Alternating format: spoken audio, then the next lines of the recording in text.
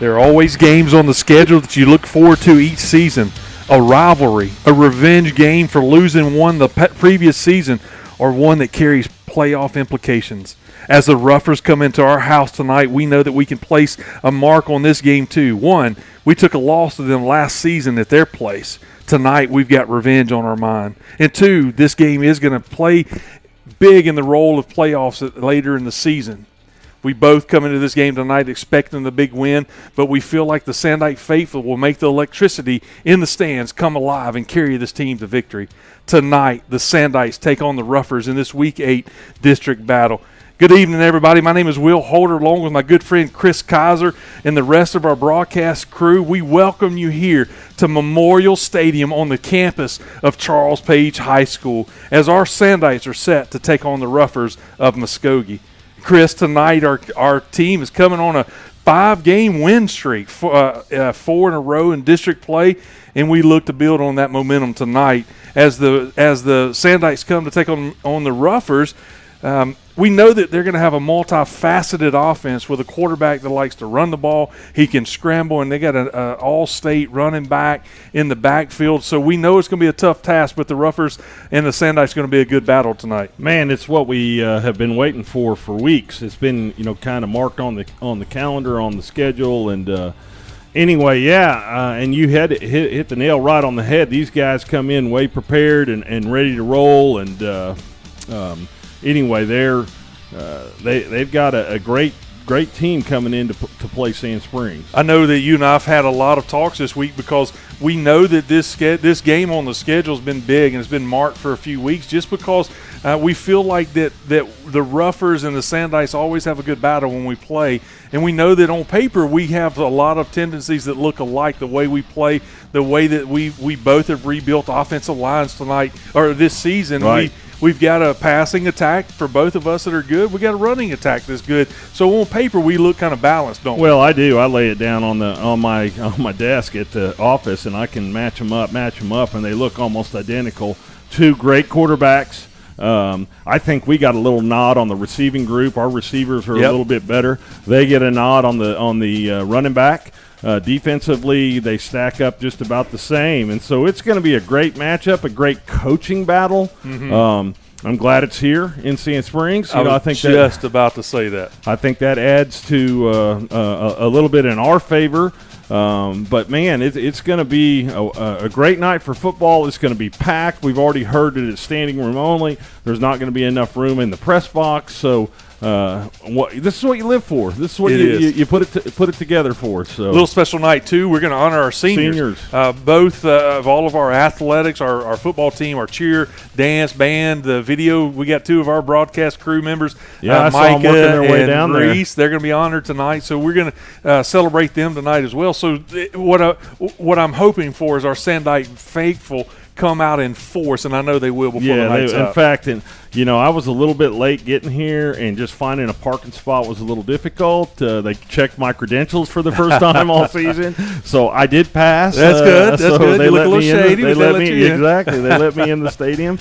So and it's filling up already. So excited for a great night of football. Bobby didn't want us to talk about it too early on the That's right. As we were working through the last 3 or 4 weeks. But man, it's here now. It is, and we at our weekly coaches show, we had Coach Klink and even Rod on this week, and we talked about how important this game is, how important it is to keep our boys focused, so that when we come away with a victory tonight, it's going to set the course for the rest of the season. Exactly, and I think the one thing that you can actually truthfully talk about is the talent level of Sand Springs. Yes. And we have a talented team.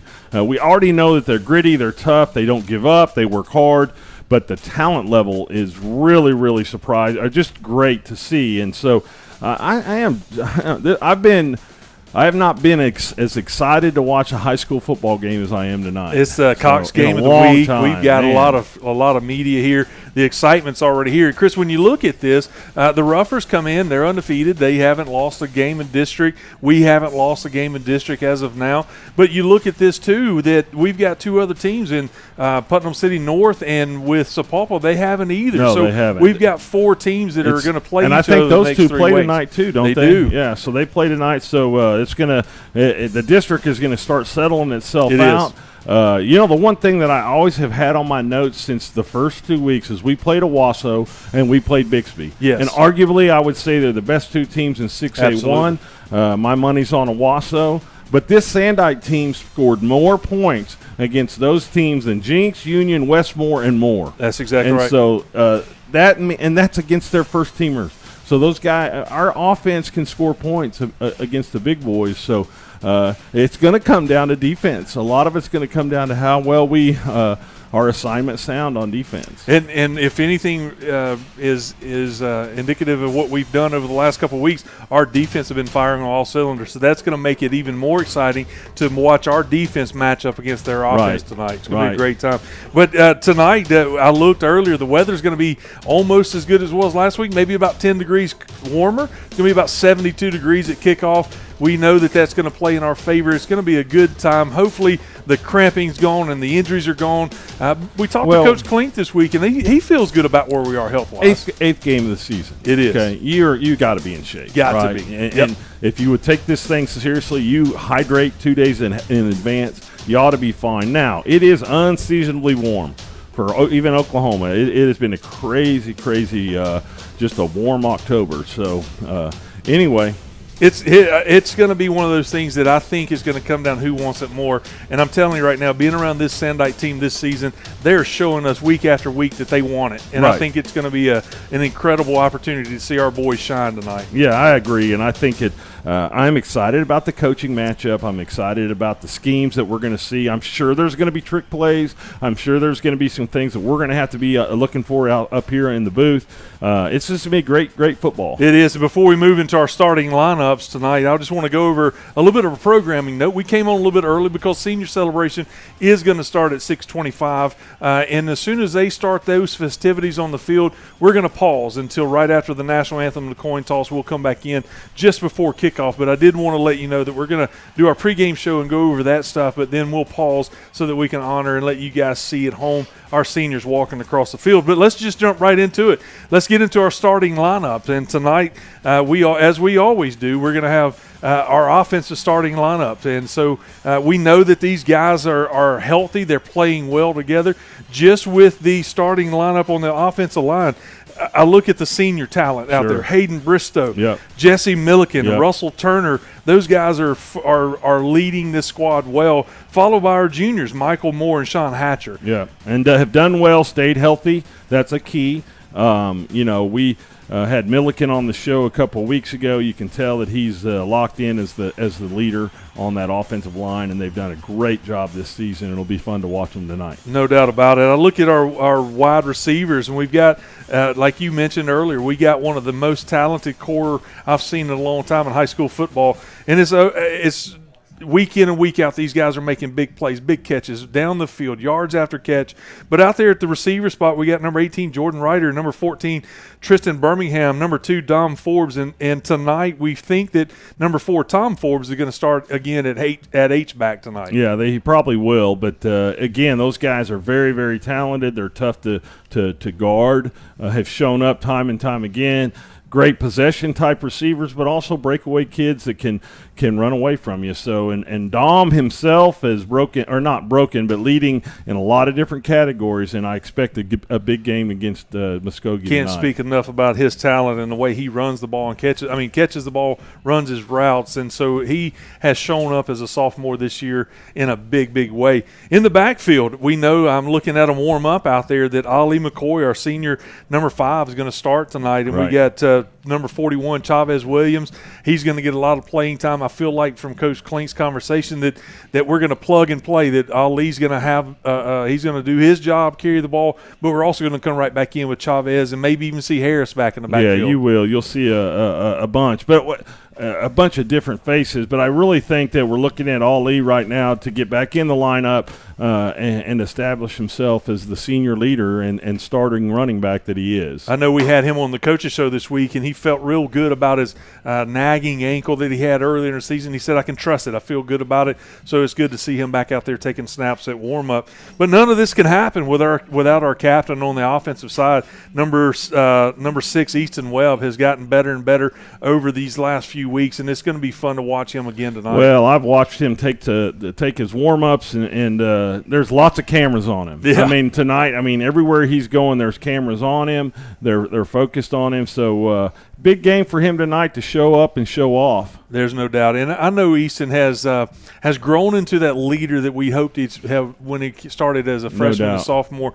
He's grown into that leader, and I think that the kids are responding with him, and they're playing really good offensive football. Well, the thing that shows up to me is his footwork, his ability to keep plays alive, to step up in the pocket, find his way outside when he needs to, get first downs with his feet.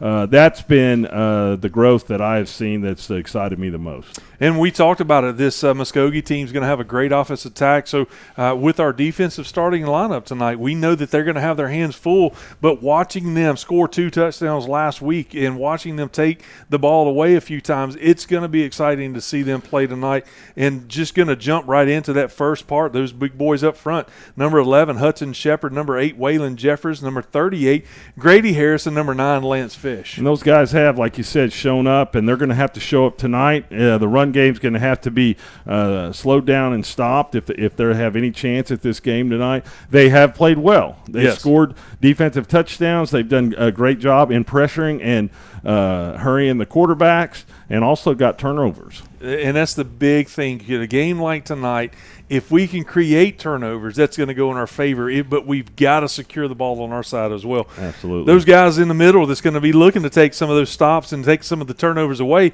is Agent 0, Emery Smittick, number 30, Jonathan Rowe, and number 4, Tom Forbes. Right, and those guys are going to have to show up again. They're going to have to be assignment sound, keep their eyes on their keys, and let the guys up front take on a double team and go make a tackle. So P.J. Wallace is a hard guy to bring down, and they're going to have to do it tonight. I'm looking forward to those matchups. And then you got your backfield on the defensive side. You got your cornerbacks, number 21, Landon Barnes, number 3, Christian Freitas, number 1, back in the safety position, King Alex Dudley back there. Strong safety, number 32, Isaac Sensentaffer. They've got to play big tonight because they're going to allow our boys to take some chances. And with somebody like them in the backfield of the defensive side, it's going to make it a little bit easier. Muskogee comes in with a couple of key receivers that are firing on all cylinders, but Beasley's their guy. Beasley's going to be a guy that they're going to throw to. Don't forget about Brock Odell. He's a kid that's going to come up and cover well. He's kind of that other outside linebacker that just shows up, and so he's going to be needed to play big tonight too. No doubt about it. I love it. I love to watch these guys because as they come on the show and we get a chance to visit with them, every one of them that says, I just like the collision. Yes. On the defensive side, that's what you want, somebody seeking to do that. Let's go right into it. We just got a couple minutes before the senior festivities. But, Chris, we know at this point I've lost count of who owes what, the number of Snicker bars. But we know that going into it, this last part of our pregame show is that we like to pick our MVP, who we think's got to stand out, but also look at what we think we've got to do well to ensure that we come away with a victory tonight. Well, if you want me to stay on the offensive side, which I can, okay, so you go. Easton Webb has got to show up and show off tonight. Yep. Okay, he's got to manage the game well. He's got to avoid any costly turnovers, but put the ball where he's been putting it. And so if he will play at the level that he's been playing at, he's going to – I think the Sandites are going to come out ahead. So I'll stay on the offensive side. I got my ideas on defense too, but go ahead. No, I like that. I like on the offensive side that I think our receivers are going to play a huge part in this. Tristan Birmingham has had some games where he had a little bit of an injury. He wasn't playing well, but tonight I think he's back full force, ready to go. And I'm going to put a little pressure on him, but I'm going to go with the boy Emery Smittick tonight. Yeah, we call him out every week because we know he can take the pressure. We call him out because he responds. As we mentioned to him on the coaches show, what we like even on the kickoff teams and special teams that he plays with, he is full force all the time. He does. He's like a heat-seeking missile going to the ball. And I would say I'm gonna add mine. Okay, Lance Fish. Number Fish, 9 is going to have to show up tonight. He's going to have to be a run stopper. He's going to have to make some great quarterback plays where he's either going to contain the quarterback or drop him for a sack. But the big fish has got to be big tonight. He's got to be. So. And him and 20-piece, I think he's got it covered up there. Yep. Waylon Jeffers. Hey, guys at home, we're going to break away and let you go back to the field and enjoy the senior celebration. We'll be back in just a few minutes before kickoff. So enjoy the seniors and celebrate them at home.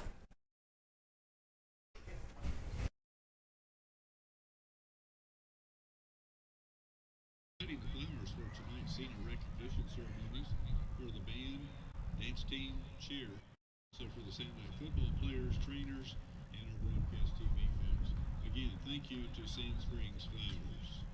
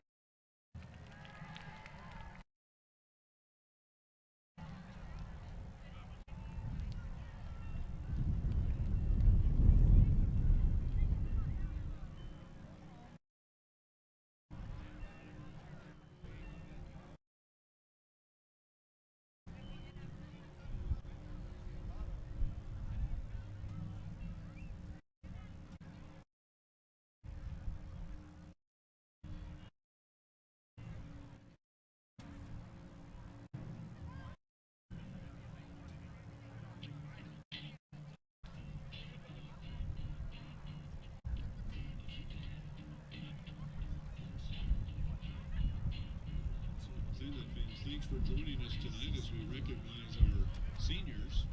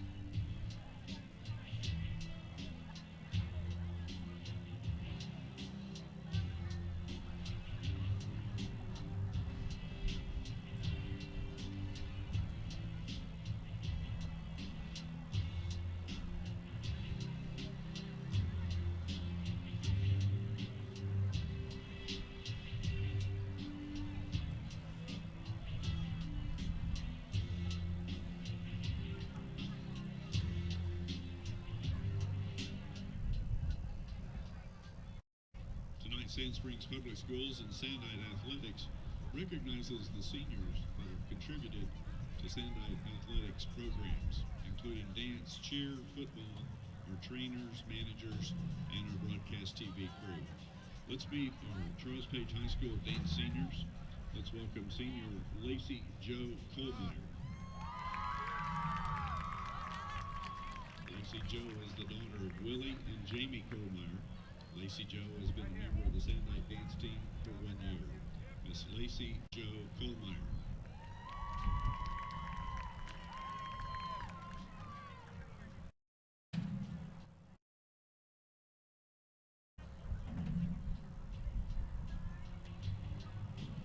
Our next Sandlight senior dance team member, let's welcome Brinley Sullivan Brooks.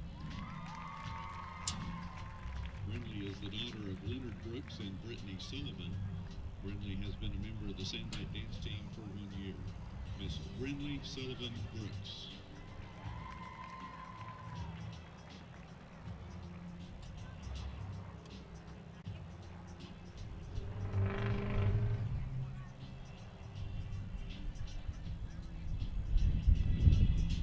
Our final senior dance team member, let's welcome Tori Burgess. Tori is the daughter of Brian and Crystal Burgess. Tori has been a member of the Sandlight dance team for 4 years. Miss Tori Burgess.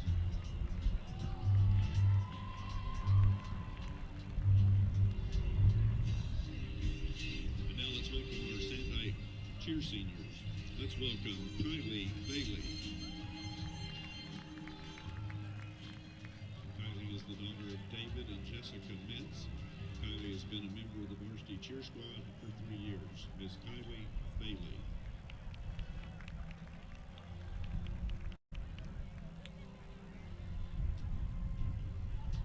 Our next Sandite senior cheer member, let's welcome Layla Bland. Layla is the daughter of John and Brandy Jarvis. Layla has been a varsity cheerleader for 4 years. Miss Layla Bland.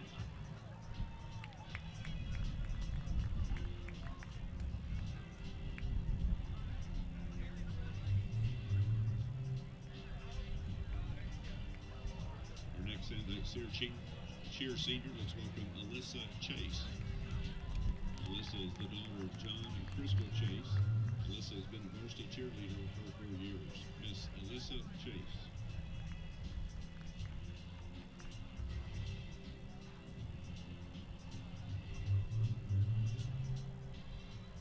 Our next Sandite senior cheerleader, Finley Ragland. Finley is the daughter of Jared and Amy Ragland. Finley has been a varsity cheerleader for 3 years. Miss Finley Ragland.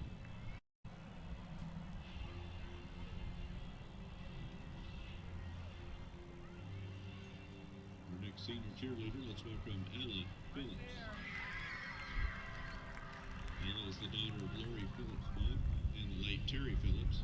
Ella has been a varsity cheerleader for 3 years. Miss Ella Phillips.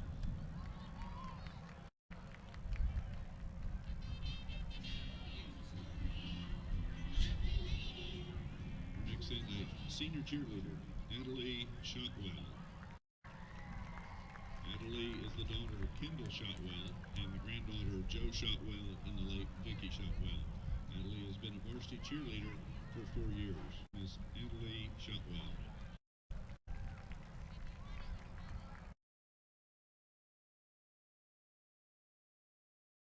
Our next senior cheerleader, let's welcome McKenna Stevens.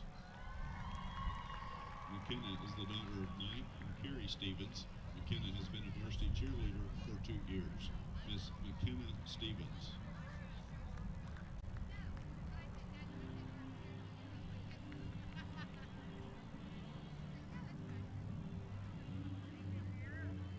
Our next senior cheerleader, let's welcome Peyton Stewart. Peyton is the daughter of Kyle and Tina Stewart. Peyton has been a varsity cheerleader for 4 years. Miss Peyton Stewart.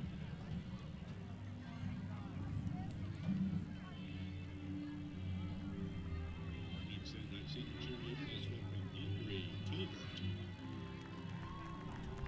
Aubrey is the daughter of Justin and Misha Tolbert. Aubrey has been a varsity cheerleader for 2 years. Miss Aubrey Tolbert.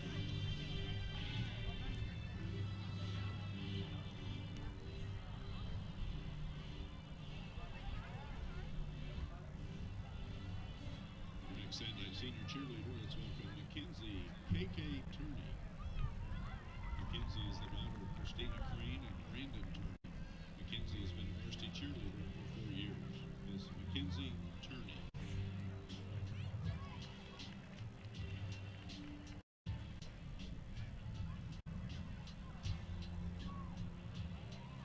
Our final senior cheerleaders are the twins, Sarah Turner and Russell Turner. The children of Julie Turner and the late Ernest Turner. Sarah has been a varsity cheerleader for 3 years. Russell has been a member of the Sandite football team for 4 years. Miss Sarah Turner and Russell Turner.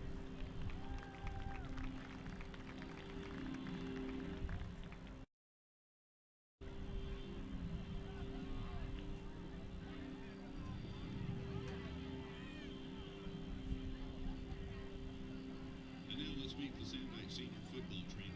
Let's welcome Abigail Coffey.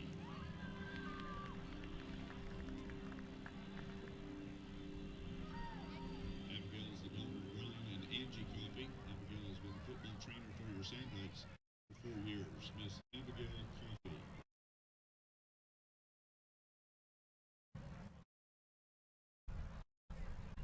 Our senior football trainer, let's welcome Marin Kuntz.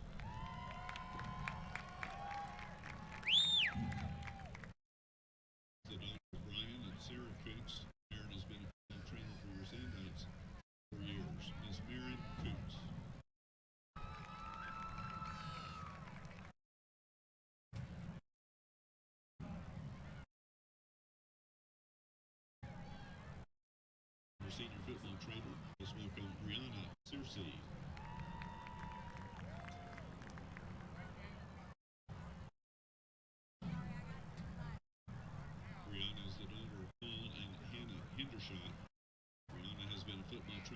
Sandlights for 4 years, Ms. Brianna Searcy.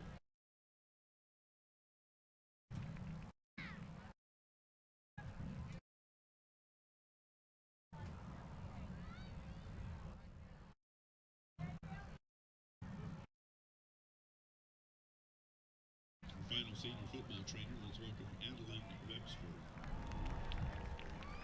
Adeline is the daughter of Annie and Carrie Webster.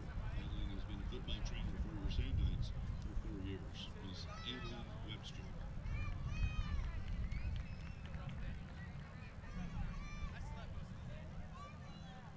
Let's meet our Sandlight football seniors, the class of 2025. Our first senior, Kristen Freitas. Kristen is the son of Joseph and Michelle Freitas. Has been a member of the Sandlight football team for 4 years. Mr. Kristen Freitas.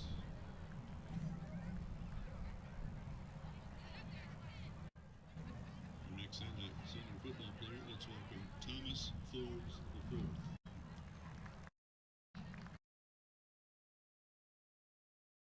Thomas is the son of Thomas and Judy Forbes. Thomas has been a member of the Sandlight football team for 3 years.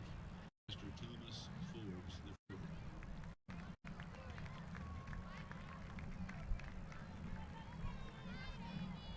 Our next Sandlight senior football player, let's welcome Ali McCoy.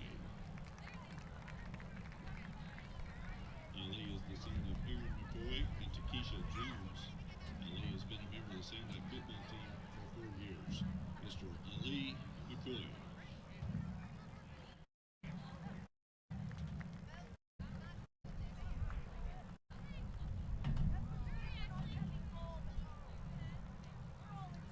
Our next Sandlight senior football player, let's welcome Caleb Goodman. Caleb is the son of Paul Goodman and Brittany Hoffman. Caleb has been a member of the Sandlight football team for 3 years. Mr. Caleb Goodman.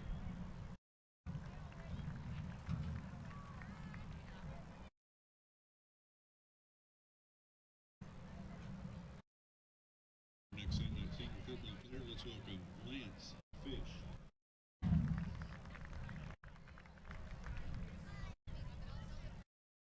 Lance is the son of Lee and Jill Fish. Lance has been a member of the Sandlight football team for 3 years. Mr. Lance Fish.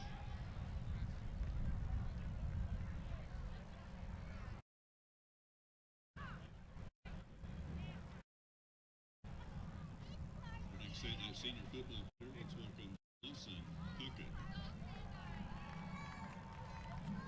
Dawson is the son of Greg and Jennifer Puckett. Dawson has been a member of the Sandlight football team for 3 years. Mr. Dawson Puckett.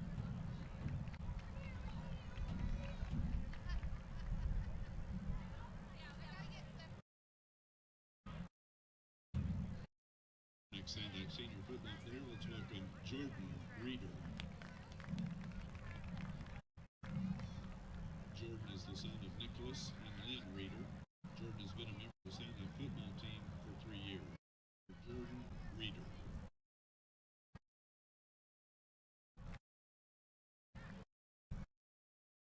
Our next Sandlight senior football player, let's welcome Landon Barnes. Landon is the son of Paxton and April Barnes. Landon has been a member of the Sandlight football team for 4 years. Mr. Landon Barnes.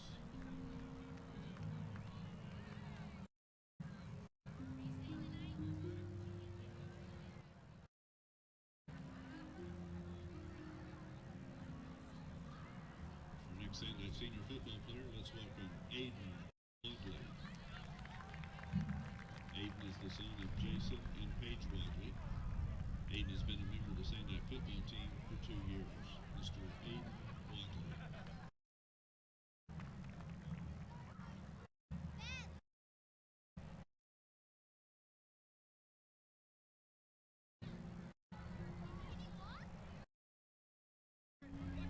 Next Sandlight senior football player, let's welcome Jonathan Rowe. Jonathan is the son of Xavier and Janice Pitts. Jonathan has been a member of the Sandlight football team for 1 year. Mr. Jonathan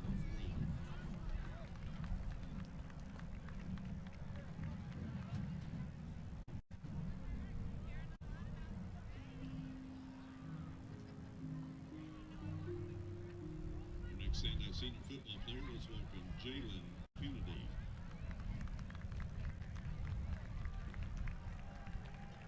Jalen is the son of Jamie and Ivan Arroyo and Joey and Megan Kennedy. Jalen has been a member of the Sandite football team for 3 years. Mr. Jalen Kennedy.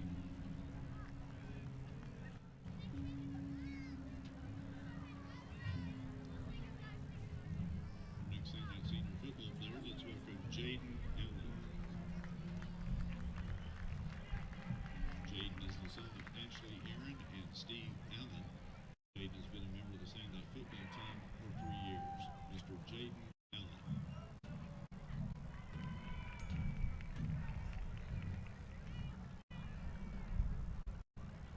Our next Sandite senior football player, let's welcome Caden Coley. Caden is the son of John and Kristen Coley. Caden has been a member of the Sandite football team for 3 years. Mr. Caden Coley.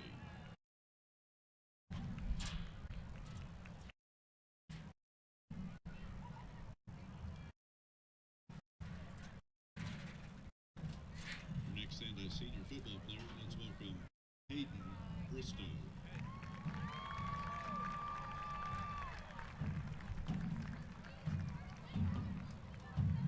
Hayden is the son of Johnny and Tiffany Bristow.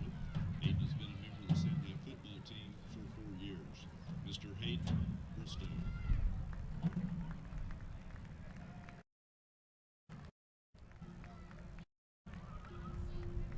Our next Sandite senior football player, let's welcome Jesse Milliken. Jesse is the son of James and Monica Milliken. Jesse has been a member of the Sandite football team for 3 years. Mr. Jesse Milliken.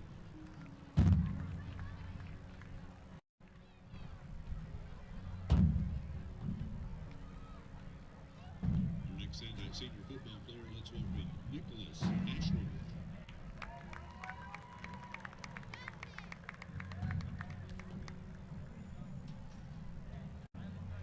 Nicholas is the son of Kimberly Ashworth.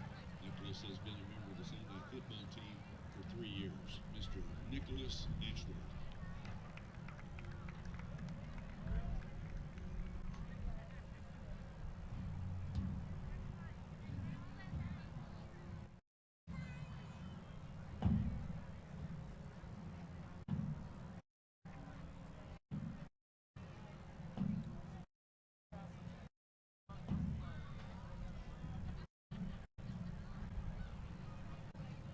Next Sandite senior football player, let's welcome Michael Lettra.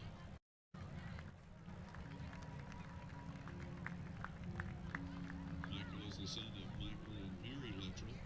Michael has been a member of the Sandite football team for 2 years. Mr. Michael Lettra.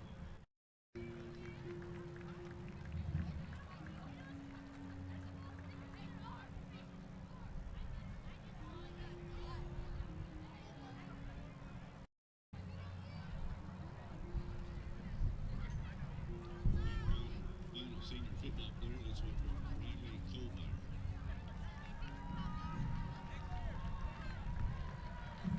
Riley is the son of Donette Kohlmeyer. Riley has been a member of the Sandite football team for 3 years. Mr. Riley Kohlmeyer.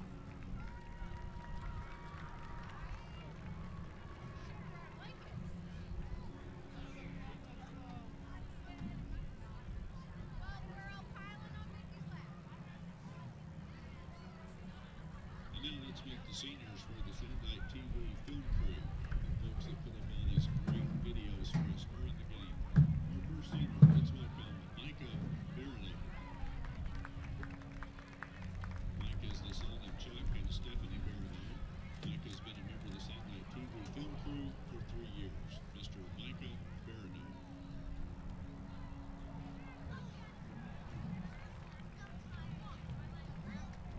Final TV crew senior, let's welcome Reese Wood.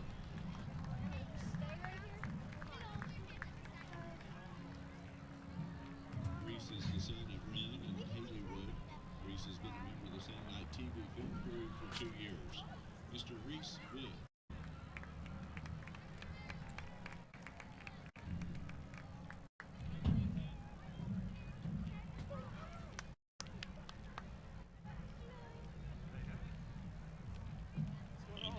City of Sand Springs, Sand Springs Public Schools, and Sandite Athletics. We would like to applaud our seniors.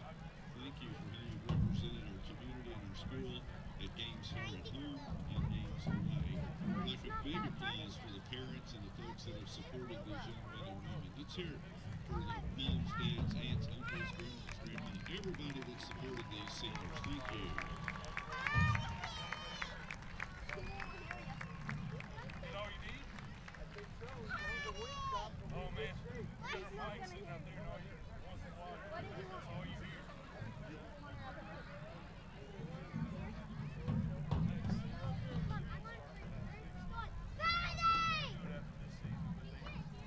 We'd like to thank Sand Springs Flowers for providing the flowers for our senior recognition tonight. We'll have some more flowers they provided when we do our band seniors at halftime.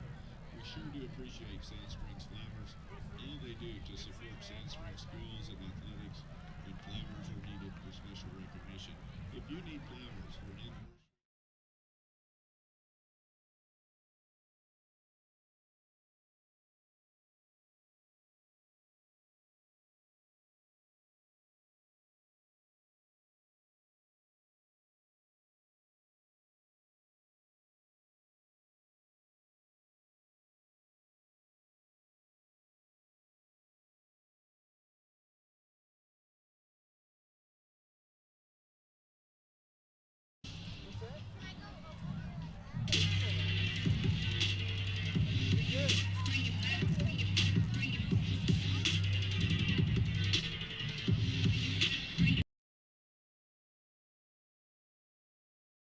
Is it time to give your home the upgrade it deserves?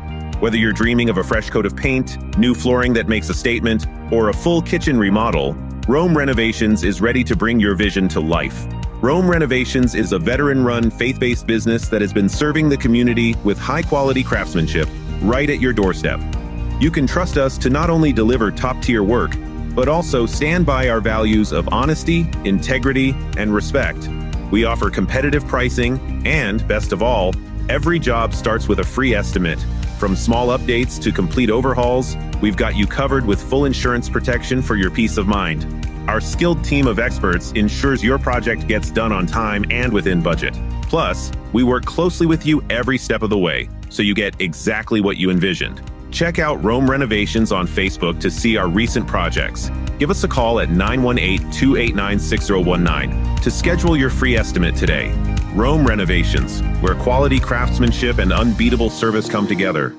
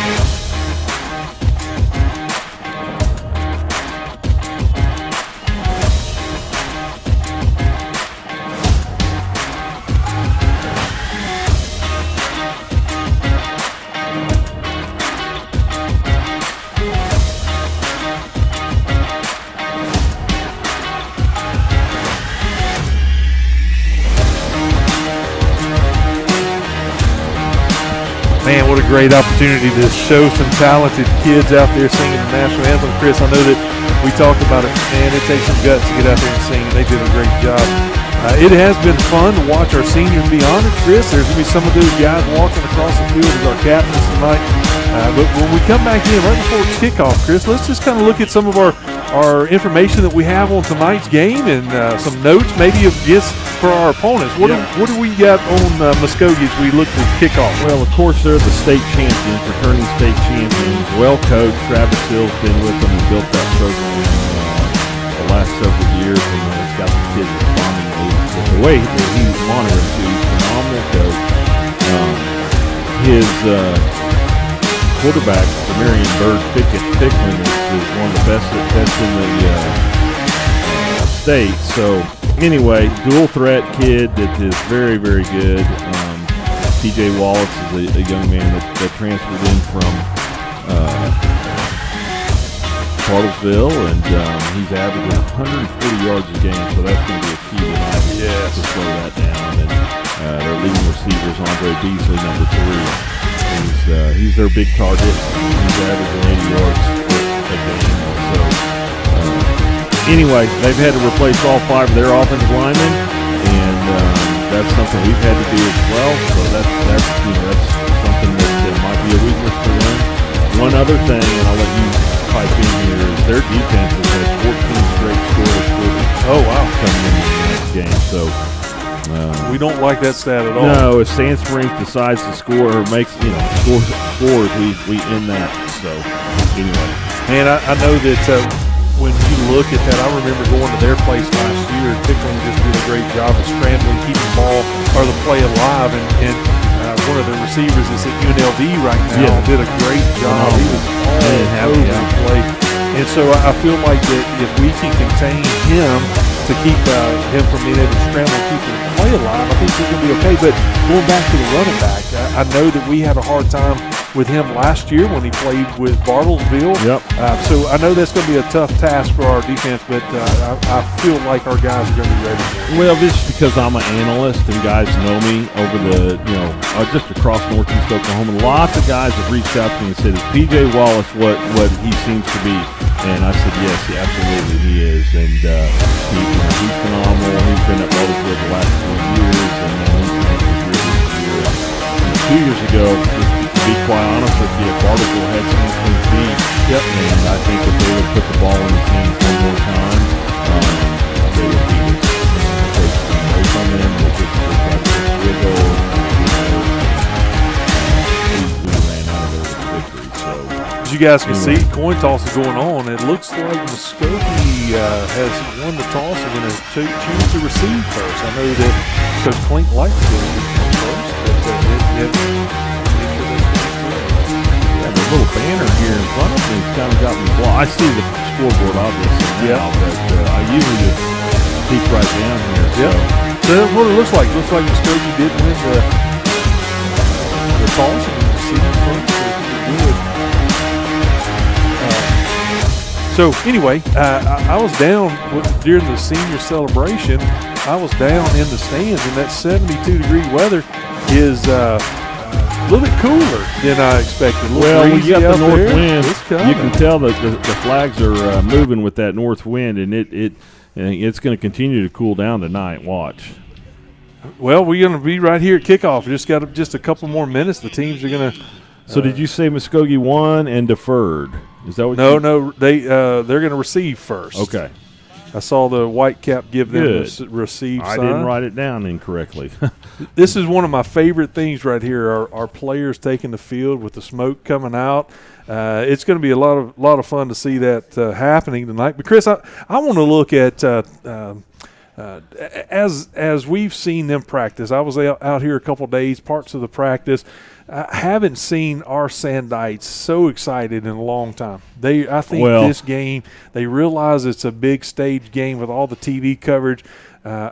when I know you played some college ball in front of a TV, did it ever get to where you took that for granted, or was it something that, hey, I want my friends and my family and my community to see me play well? How did that mess with you whenever you played in front of the TV? Well, the one thing I actually have a little bit of insider information because I spoke to the team at their pregame chapel today, and they were just ready to play. They said the waiting is the toughest part, which it obviously is always. Is they were, that chapel's 2 hours before kickoff, and so you could see and I could sense just the seriousness in their eyes. The big game, I think if you sit down with them and talk to them, this is what they have dreamt of. This is what they played for. This is what they're hoping for. So a full crowd, a senior night, and a big game, and it's been written up almost every day this week in the Tulsa World. So yeah. Well, anyway, for us, my background's from a little 2A high school, so we didn't. We played a long time ago, so we didn't have streaming and that kind of thing. So some of these players, most of these seniors, won't take it to the next level playing football. No, correct. And that's so when you get to a stage like this. This is their ESPN moment, and so it's good to see our kids get recognized for having an incredible season, playing a big game with 2 more big games to go to finish out our schedule. But this is really important for a lot of these guys. You're exactly right, and I think back to all the way back into the '80s. My junior year was the Cox Game of the Week, and it was the first time that there was ever it was ever videoed, and it was so exciting. And I can still find that game every once in a while on YouTube.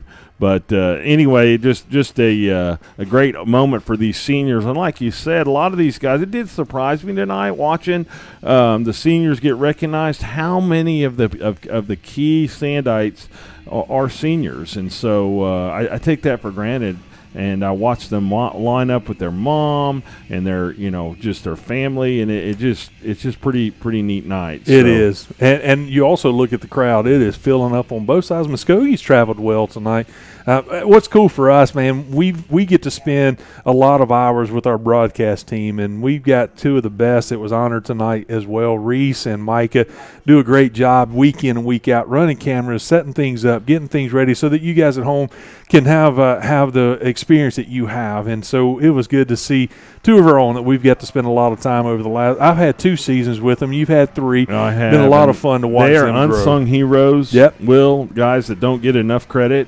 They travel with us, the good, the bad, the ugly. Yep. In the good weather, it's easy. When the bad weather comes, when it's raining, pouring, foggy, they're out there, and those kids do a great job. And I'm going to evaluate them. They've gotten better themselves in every game, every season, and it's just fun. I mean, our broadcast team's a family. It's in itself, and congratulations to those guys and the future ahead of them. And it just is. It's good to see them. I look at our cameraman Alex on the field watching the guys come out of the tunnel. What a great shot with his ability to make it to where we can see it on the scoreboard. You guys can see it at home. So we love the broadcast team.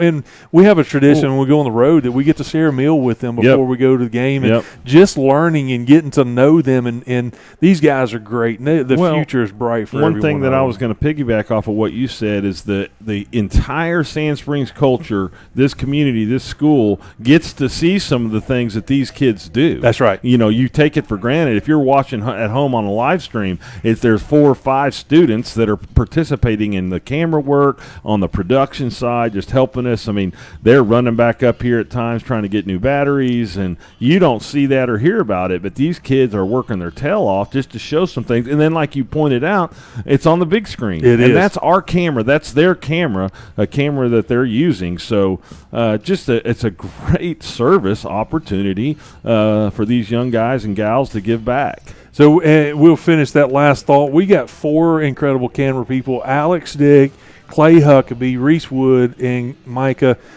is the top notch, and we appreciate all they do for us. So you guys can have an experience at home. And we don't, like I said, we don't give them enough credit. So it's always good. It's kickoff time. It's kickoff time. Our crowd mic is going in and out, so we're gonna hopefully get that worked on for you guys at home to be able to hear that experience as well. But it is kickoff. Sandites are kicking off. Copeland's going to kick it. I see Agent Zero ready to go, so it's going to be a lot of fun to see them go down the field. Here we go.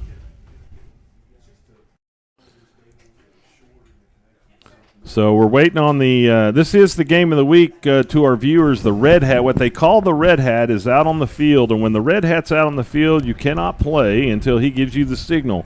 So you just wait on him. There's going to be commercial breaks with our live stream. Not that we're calling the commercial break. It is because it's the game of the week and it's on your view and other television broadcasts across the region. And so we're on a timeout right now because there is a Red Hat on the field. We will.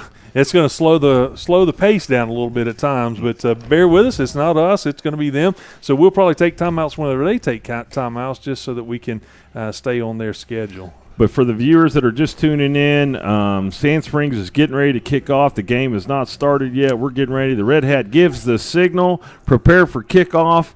Sand Springs will be kicking off to the south end of the field to Muskogee Ruffers, undefeated 7-0, returning state champions. And here we go. Deep kickoff down the middle of the field. Muskogee's going to step back in the end zone and take it. And here we go. Great tackle on the far side of the field is going to bring you down about the 23-yard line right there as the Sandites take they look like their number 0 got tackled over there on the 23-yard line. So it looks like Trey Pope might have been in on the tackle. I'm just watching guys that are getting high fives from Coach Bray and the guys when they're coming off the field, but not quite sure who got in on it. But here we go, 11:54, first quarter clock. This will be the first possession of the game. It's going to be a quarterback battle, and you have Demarion Ficklin getting ready to take his first snap from the Muskogee Ruffers. I tell you, Coach Bray brings some enthusiasm and excitement to that sideline as well, and he loves special teams, and it shows. Those guys respond for him. So play action pass is going to flip it out to the right. Couple guys. Oh, nice tackle from behind. Is that Lance Fish? That is either him or Waylon. We've got it's Lance. Oh, that may be 20-piece right there in the middle, Chris. Let's see. Oh, man.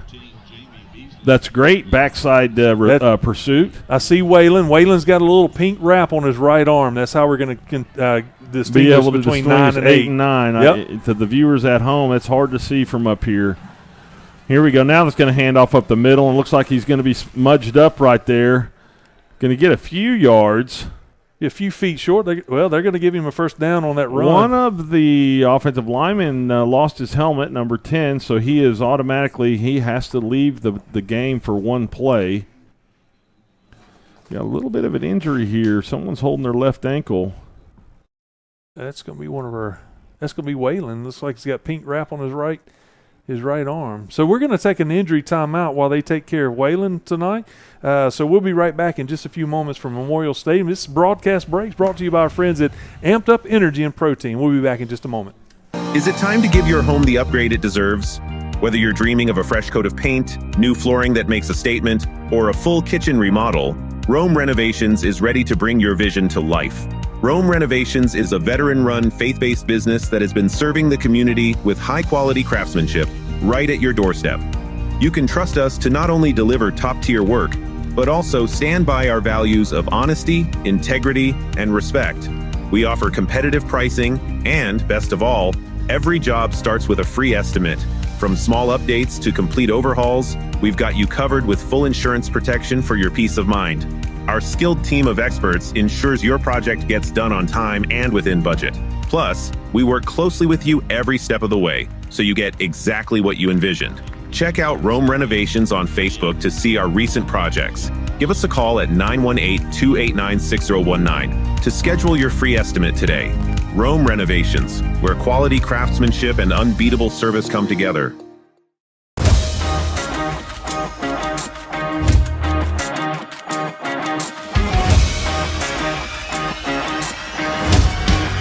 Jaden Allen comes in to spell Waylon Jeffers. Waylon did hop up on his own, and here we go. It's a first down for Sand Springs. Oh, nice. There we go. Man, they had contained him, and Hudson Shepard had him wrapped up, and Ficklin got out from around the tackle. It looked like it was a bit of a busted play, but they got 4 yards, so it'll be a second down and 6 for Muskogee. Yeah, it looks like a little bit of broken play, but the Ruffers decided to turn it into a 4-yard gain. So here we go. Looks like they're going to have motion to the right. The handoff to P.J. Wallace up the middle. He's going to get another Muskogee first down. The referee's going to mark it down at the 45-yard line, enough for another first down for the Ruffers. We knew he was coming out, and it's going to be one of those things that we got to pick our poison. Do we want to stop the run right off the bat and test the arm, or do we want to continue not to show a little bit of pressure and see if we can just stop him? Here we go. So Ficklen's going to keep it up the middle. He's going to do a zone read, keep it by himself. It's a foot race here. Looks like Ficklen is going to score. Muskogee scores the early touchdown at 9:58. Landon Barnes gave him all he had, and he caught him right there at the 1-yard line, but when he grabbed his ankles, he was able to fall in for the first touchdown of the game. So the first Muskogee touchdown happens on the ground. Jamarian Ficklen with just a simple up-the-middle zone read, keeps the quarterback keeper up the middle, goes about 45 yards. We knew he had some speed, and whenever he got through the first line of defense, he turned on the jets and was able to outrun all the Sandites in the secondary. Number 14 is going to go up for the extra point. He's going to kick it, and it is blocked. No good. It was blocked. A little bit wide to the left there, and so the score is going to be 6-0 with 9:58 to go in the first quarter. Looked like it was blocked to me, but I guess it went right wide. May have gotten deflected. Because it was a little bit wide left whenever it left his foot. Well, that leaves a little bit of a window open there for Sand Springs off that first drive. Some hope. Man, just a great Muskogee drive there. All positive yards. That was a 5-play drive.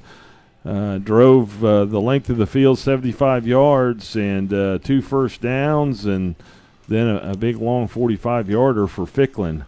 Yeah, we had a couple plays that we looked like we could stop them there for no gain or little gain, but they were able to fall forward for enough to have some positive yards. Well, the Sand Springs kind of our 3-technique middle guy, Waylon Jeffers, leaves the game on the second play of the game injured, holding his left ankle.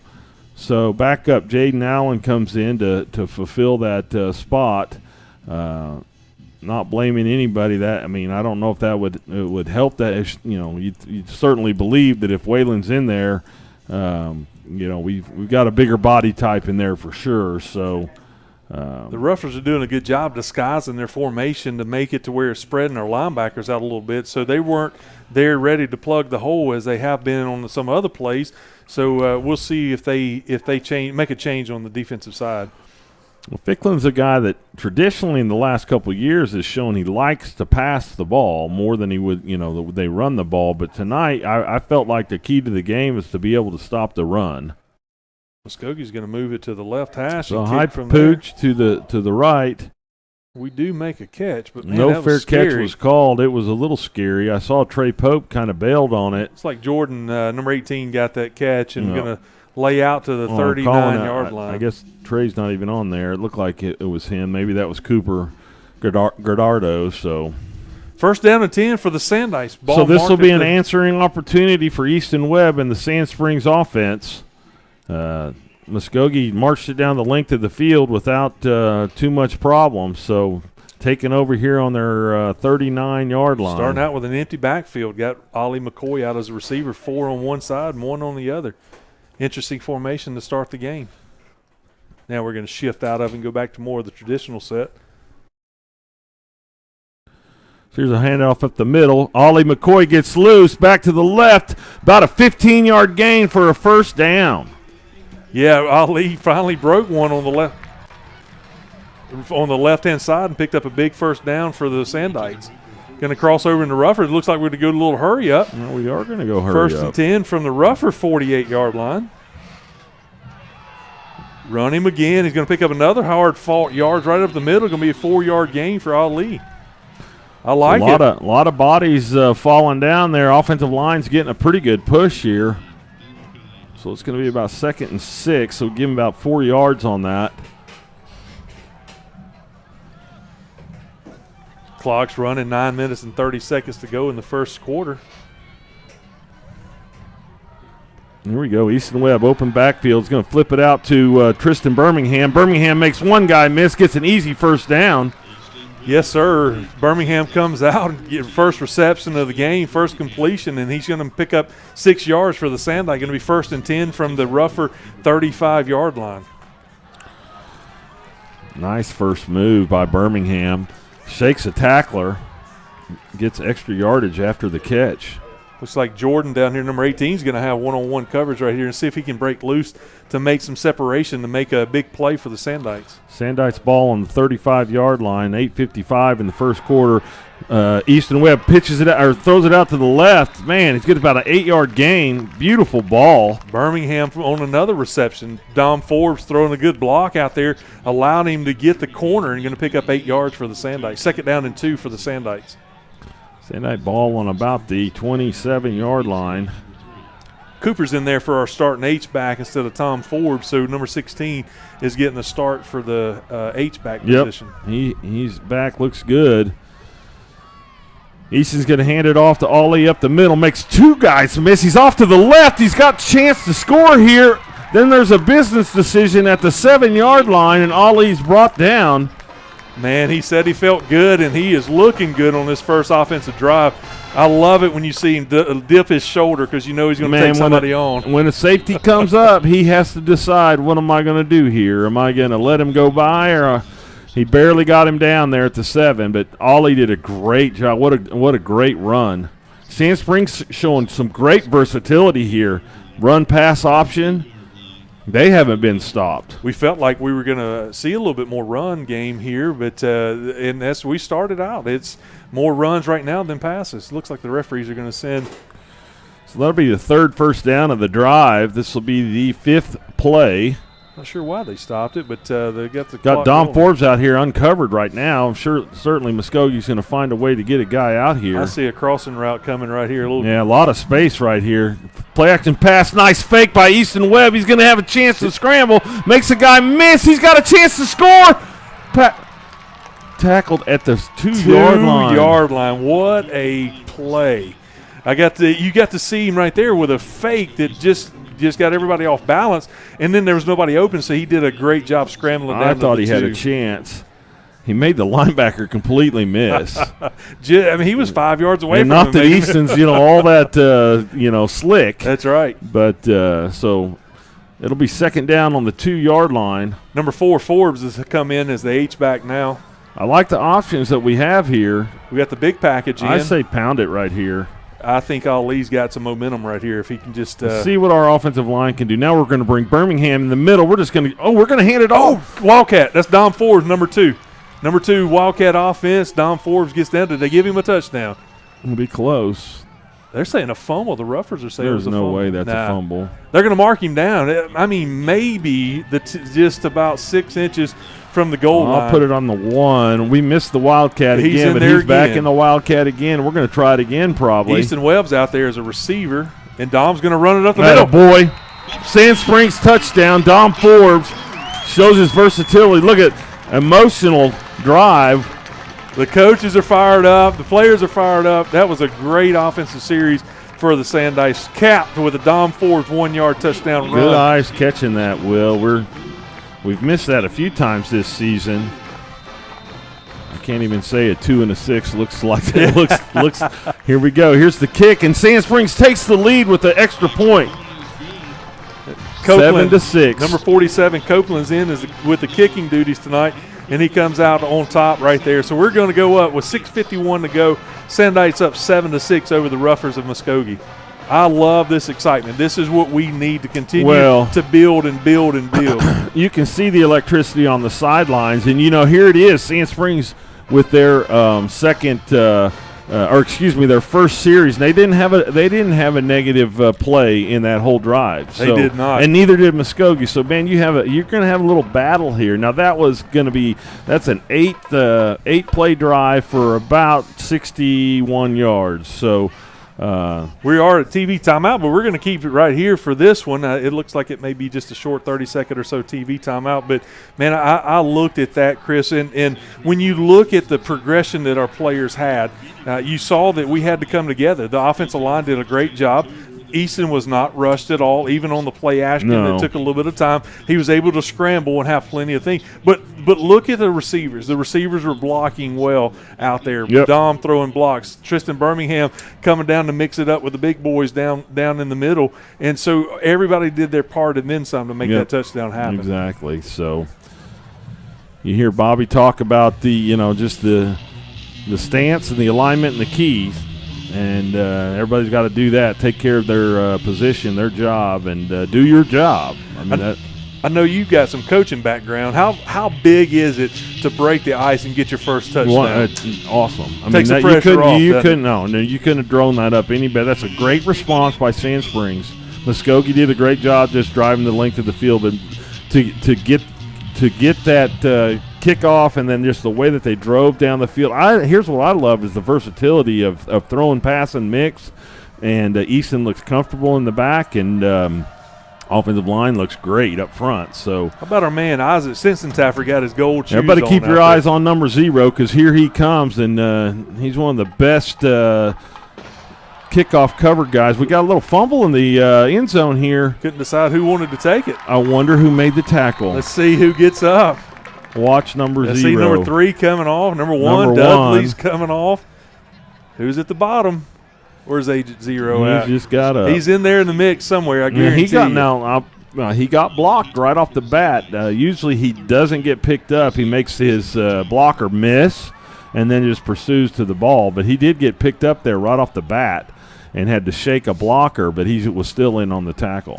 We did bring in Sensenstaffer here, number 32, who's out there with the gold shoes on. I love it. So let's see. We got Jaden Allen still out there. Yep. And it's we're putting some weight on you, Jaden, man. You're just going to have to be a run stopper right there in the middle. You got Lance Fish next to him. Brock Odell's in the back with the safety. Alex Dudley. Grady Harris, number 38. So here we go. Muscogee's going to make 2 guys move to the right side of the formation. They're going to hand off to Wallace. Nope, Ficklin's going to keep it. Ficklin gets a good lead block right there, and now it's just going to be a foot race. Landon Barnes is going to chase him down this time. Great job, Landon. Man. He's one of the best open field tacklers. We did talk about him last week, but, man, he made some great open field tackles last week, and he did a great job on Ficklin right there. Ficklin's – man, he's going to have a heck of a rushing night if we don't watch out. We've got to put a spy on him or something to slow him down. But the last 2 big plays by Fickling, Landon Barnes comes from the opposite side of the field and chases him down, and this time he catches him on the 15-yard line. First down and 10 for the Ruffers, 6 minutes and 34 seconds to go in the first quarter. He has chosen to run the ball first a lot tonight, hasn't he? So here we got a flag on the play. First flag of the night is going to go against Muskogee. Yep, false start against Muskogee. Going to back him up 5 yards. Be first down and 15 yards to go. So maybe that will help slow the Ruffers down. Man. I'll mark this down on my chart. They can pick up a first down at the 4-yard line, so it'll be good to keep them from being able to do that to try to force at least a field goal opportunity. Nothing fancy on their formation. Looks like they're going to run a lot of the same formation that we do. One running back at the H-back first and 15 from the 20. Got another flag. Got another false start. Well, maybe this will help Sand Springs just slow down some of this Muskogee momentum. Bring up first down and 20 for the Ruffers now. Is that a false start? It was. All right.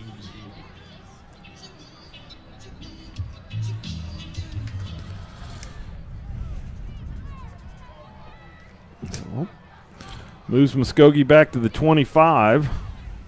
We got 3 receivers now with an H-back and a running back. First and 20 on the 25, going in. Ficklin's going to flick it out to the right and got a little soft coverage over there. They get about 15 of it back. Trey Pope on the coverage there. It is going to bring it down to the looks like they're going to mark it somewhere around the 7 or 8 yard line. Officially the 9-yard lines where they got it marked. So he got about 17, 18 of it back. Just made so one step. It's going to be first and, second goal and about 4. Second. PJ Hand it off to PJ side. Wallace, and he's going to walk in basically untouched to the right.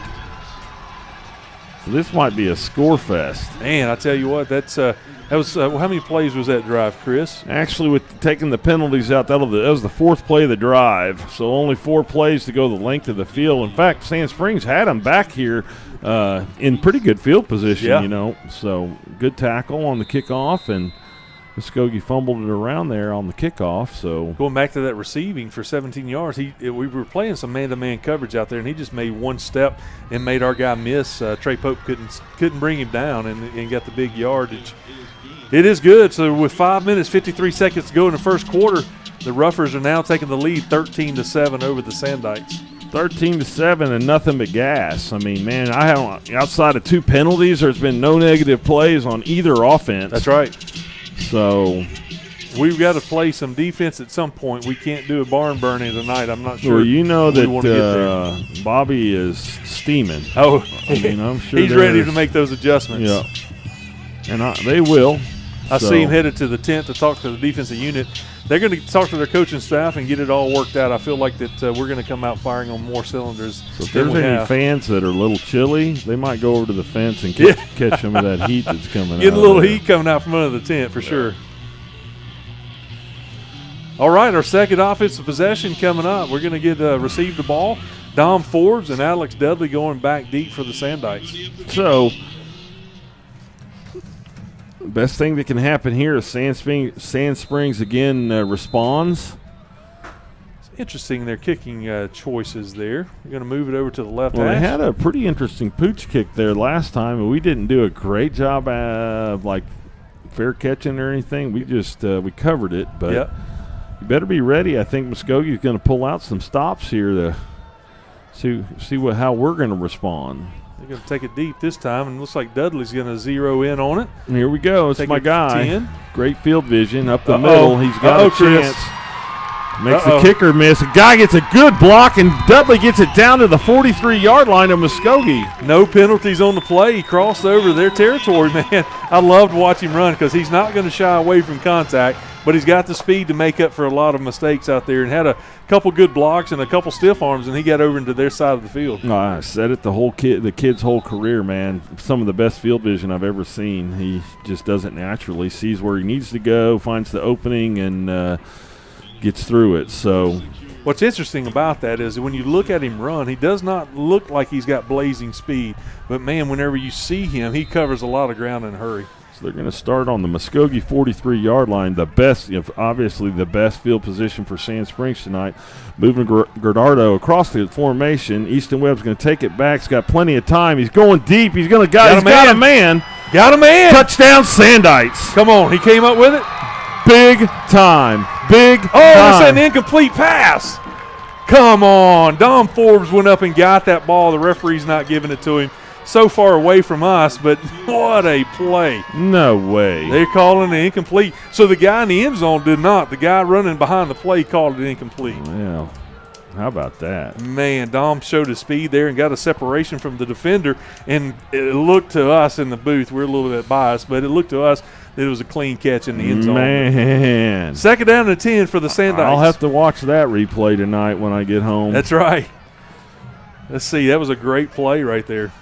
So it'll be second down and 10, again at the 43-yard line of Muskogee. Got Goodman in, number 7 down here at the receiving spot. Going to bring a little pressure. He's got. They roll Easton to the right. He's got time. He's going to lower his shoulder and try to pick up. Looked like a little bit of a late tackle there. 7 yards on that play. Can't help him for that. I mean, they showed a little bit of pressure, and Easton felt it and got out of the pocket. Offensive line did a great job of blocking without holding right there, and gave Easton some vision on the left-hand side, and he just tucked it and ran. So they're going to mark that down as just a 6-yard gain. Third down and 4, 37-yard line. Oh, a little bit too much pressure. He was coming. Going to give us 5 free yards, pick up a first down. I will take it. So let me mark that one down. That would be offsides for Muskogee. First down and 10 for the Sandites. They're going to mark the ball at the 32-yard line. 5 minutes, 3 seconds to go. The Sandites are down 7-13, 13-7. Big circle on my play chart that says first down, Sand Springs. So we're going to. Chris, I see that we're shifting a lot more, trying to throw the Ruffers off a little bit. So that's an interesting dynamic for us that we don't see a lot of. Yep. Trying to just run the same plays maybe, but just in a different way. Here we go. Oh, Ollie McCoy gets somebody to grab his foot in the backfield and brings him down for a 1-yard loss. Well, Sean Hatcher had a defensive tackle come inside on him, and you just basically kind of lean on him right there, fall on him, and that we can hear the Muskogee coaches next to us calling for holding, but that's what you do. Yeah. I mean, so now we're bringing Jordan Wright back in. Yeah, bringing the H right back out of the formation. Probably going to go open here. You got Caleb Goodman down here with Jordan. You got Dom Forbes and Tristan Birmingham up top. So a lot of speed in there right now. 2nd and 9. Caleb Goodman's going on a crossing route. He's going to tuck it and run. Easton Webb's got it. Go, Easton. Got a little bit of your room right there. Going to pick up about 7-8 yards on that play. It's going to be 3rd down. Looks like about 4 yards where the referee's got it marked. Where's he putting it? On the 27-yard line is where he's going to mark it. Easton's doing a great job finding places to scramble. 3rd down and 5 for the Sandites. Clock's running 3 minutes and 30 seconds to go in the first quarter. Muskogee's brought a little bit of pressure. Haven't been just over the top on the blitz packages, and they're probably playing just a little tentative right now. Looks like they're going to bring some off the right-hand side. No, he's going to back out. They are bringing it. Throw it. Oh, we got lucky right there. That was an errant throw, just a little bit taller than Goodman and a little bit ahead of him, so it's going to be an incomplete pass. Going to bring up 4th down and 5 for the Sandites. Big call right here for Coach Klink and see what his desires are. I think you go for it right here and just see if your defense can get a stop if we don't make it. I think it's 4 down territory, and I think we're just a little bit outside of the Copeland's range, but – well, they're aggressive on defense right now. You can almost get them to draw off sides and get us another 1st down. We're going to run the play. He's going to run out to the left-hand side. We got a man wide open. Oh, my goodness. Just missed Birmingham over on the far side. He was open. Just a miscommunication between Easton and Birmingham. It's not a miscommunication. He just a little inaccurate right there. Yeah, threw it behind him a little bit. No, just didn't get it in a window that he can catch it. I'm sure Easton's wanting that one back. So that's going to turn the ball over to Muskogee. Sand Springs has not proven that they can stop them yet, so it's going to be a turnover on downs. That's one of those things, even if it's not a turnover like a fumble or an interception, but it's one of those that's going to hurt us because we don't have the room to give them extra tries. We need to score on our possessions, and we need to stop them. And when we give them a ball on our side of the field, it's just going to make it harder for us to battle back. Well, that's exactly right. That's a good explanation of that whole thing. I think it's going to be an offensive slugfest right here tonight. So 3:06 on the clock. Muskogee takes over. Ficklen's going to throw it out here to the right. Great tackle our right, down there. But left. Is that Dudley down there, no, number 1? That's Smittick. Nope, that's Christian Freitas is down here, number 3. It was the cornerback to make the tackle. So they're going to give him 33 yards. About 5 yards. 2nd down and 5 for the Ruffers.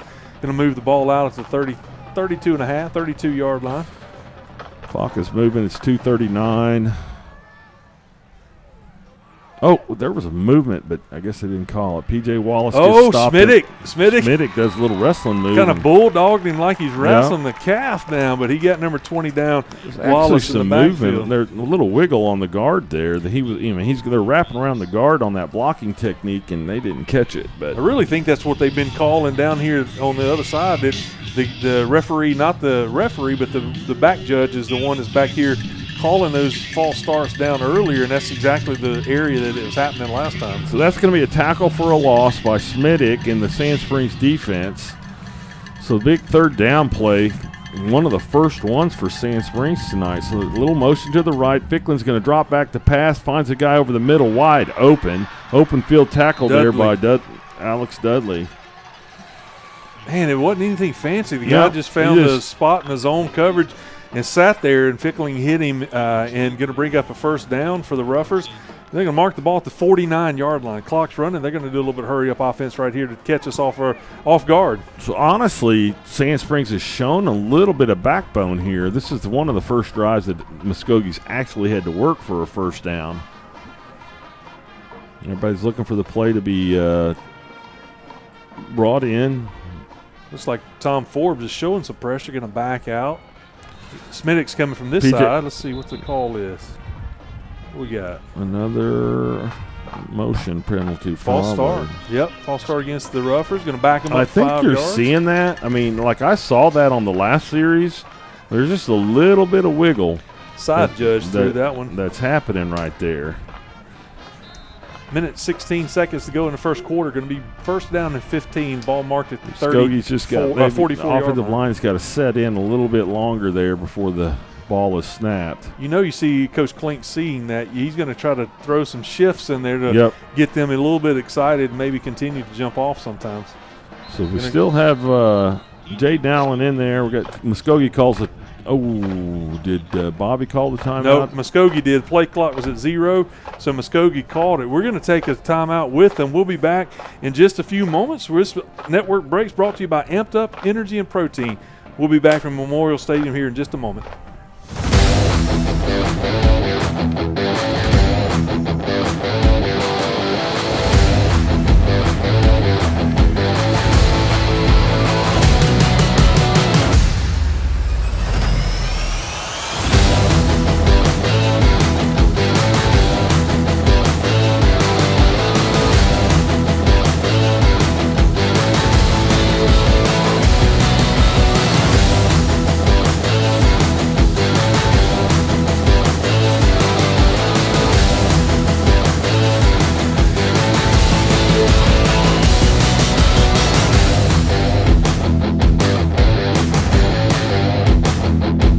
Coming out of the timeout, the play clock was about to expire, and they saved their 5-yard penalty and called a timeout.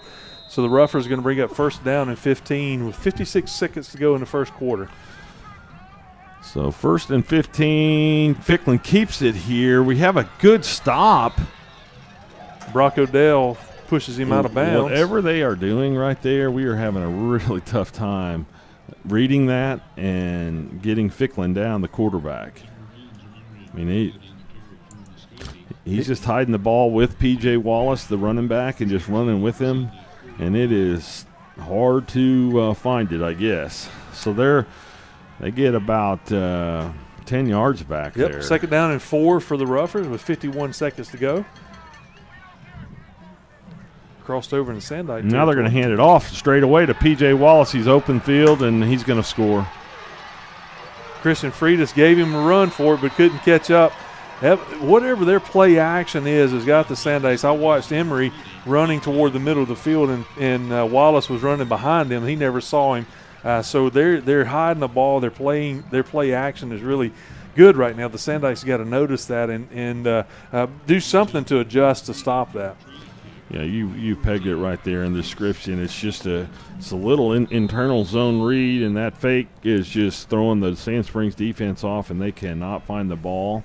And when they, earlier when they thought PJ had it, Ficklin had it, and just then they thought that Ficklin had it and PJ had it. That's right. It didn't even look like anybody saw that Wallace had it. That's right. So it was too late whenever they did. He was already off to the races. I mean, it was a safety. It was either Freitas or Dudley or whoever there on the end, and I mean that's a touchdown easy. So with that missed extra point, the score is going to be 19-7. The Ruffers over the Sandites. 43 seconds to go in the first quarter. The Ruffer kicker has missed 2 extra points tonight, so it'll be interesting to see if they continue to stick to that or if they're going to try to go for 2 whenever they score a touchdown. But regardless, he's missed 2 extra points already, which could come up big later in the game. Well, that's Wallace's, Muskogee's running back Wallace's second touchdown of the game. They've scored all 3 on the ground. We knew, the rushing, stopping the Muskogee Ruffer rushing attack was going to be the key. Yes. And it has continued to prove that. So here we go. Muskogee's going to move the ball again on the kickoff. We've seen a pooch and we've seen a deep kick. From this formation, it's been a deep kick.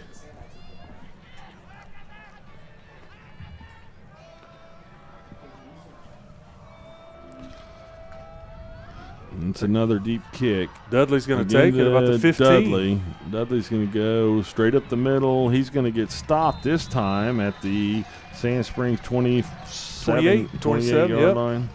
Alex Dudley takes the kickoff at the 15-yard line.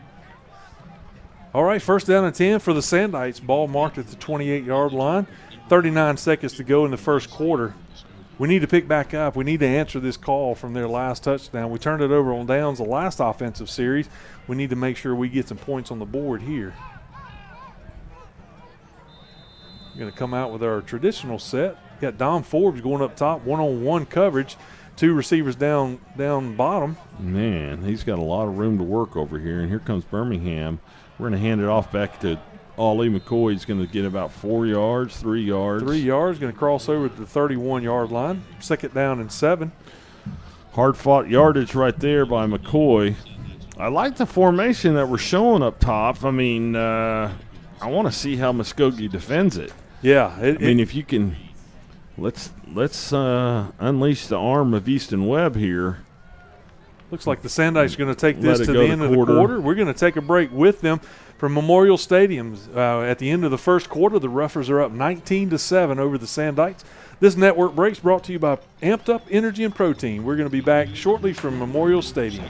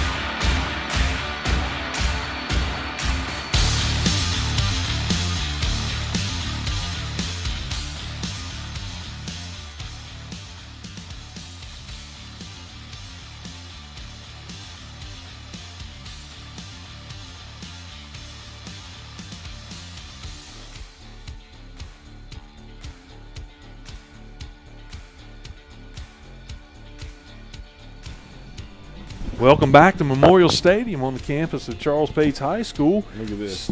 Start of the second quarter, the Sandites coming out with a stack formation. Birmingham's going to motion out of that.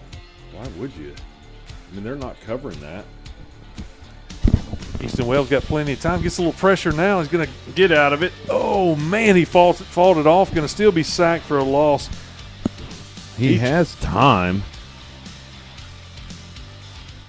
I hope I hope we see what's happening down here on that formation. They're not moving anybody over there. It's a lot of man-to-man coverage. I'd throw over that safety all night. Does Muskogee have 2 number ones, or does Fickling play both sides? No, he does not play both sides. So they must have a defensive number one because there's a safety back there. Yeah, it is. Got 4 receivers for the Sandites. It's like Jordan and Goodman up top. You got Birmingham and Dom Forbes down at the bottom. Ollie McCoy motions now out Easton's backfield. back. He's got some room, and he got tripped up, barely tripped up. Number 4 for the Roughers comes up with a big Latavian Johnson comes up with a sack. Going to back us up. It's going to be 4th down. About 14 yards, so Coach Klink's going to bring on the punting unit. So this will be the first punt for Sand Springs tonight. We haven't punted in a while, actually. So. Dawson Puckett's back in as doing the punting Well, duties. I don't know if you heard our conversation with Bobby. I did. Dawson's good to punt. He just has a little irritation when he's kicking off the ground. Pretty good snap. He gets a pretty good kickoff. It's end over end. It's going to fall short, but it's going to get a decent roll here. Mark it down at the 47-yard line, what it looks like. Now you got to keep it close. So Yeah, 10-23, you don't want to get it out of hand here. And we haven't shown, we have not forced Muskogee off the field at all. So this is one we can't give up a quick touchdown or any points. We need to get them off the field on this one. They're starting on fairly good field position. 46, that's going to be their best. This is obviously their best field position of the night. And like I said, Sand Springs hasn't shown any opportunity to stop them. So Brock Odell in the back in the safety with Alex Dudley. Christian Freitas down here doesn't have a man, so he's going to play containment. So here we go. Ficklin's back to pass. We got a little bit. That's a holding. It is a holding that they missed. Yep. Both of our defensive backs are on the ground right here, and it looks like Muskogee's going to score again. It's unusual to see Alex Dudley run past the play, but he did that time as one of our 4 defensive guys that couldn't bring him down. Muskogee's going to go with another touchdown with 10 minutes and 12 seconds to go in the second quarter. The Ruffers have gone up 25-7 over Sand Springs. Yeah, that was just a miss.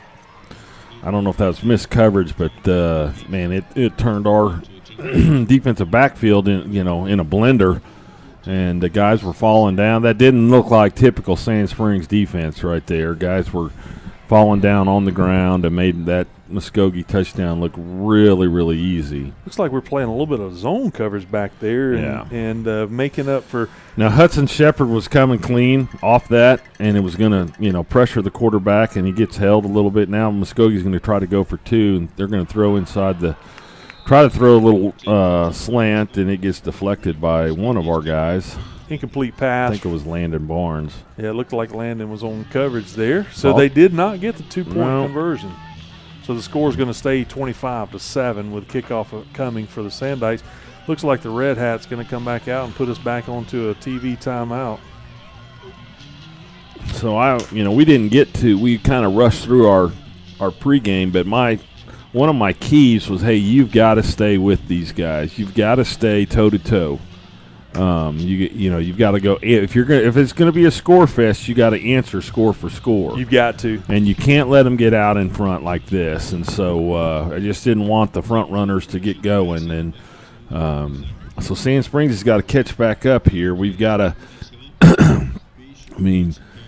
Of course, one play to drive and start putting points on the board. But Muskogee has proven if you let them get going. They're going to be hard to catch. We haven't shown much that we can stop them. Now, we've had a couple drives where we've forced them, where we've forced them to work through a third and long, and force them to work for some first downs. But one thing I failed to mention is that their defense was scoreless for the last 14 quarters. Yeah, that's right. And Sand Springs did score in the first quarter against them. So Muskogee leads 25-7. There's 10-12 in the second quarter. Sand Springs still showing a lot of fight. There's a lot of football left. They've got to close the gap here. I would say it's an important offensive drive right here to put some points on the board. I look at that last offensive series for the Sandites, and that's the first one tonight that we had some trouble. The other, even on the turnover down, we removed the ball. Right. It was just that last one made it to where it was hard to look at. Here Dudley's comes going to Alex take it. Dudley. We've got a big block, number 12 here. Is that Brock? Brock, he threw a good block on this side. Dudley's going to take it out to about the 21-yard lines where the Sandites are going to take over first down and 10.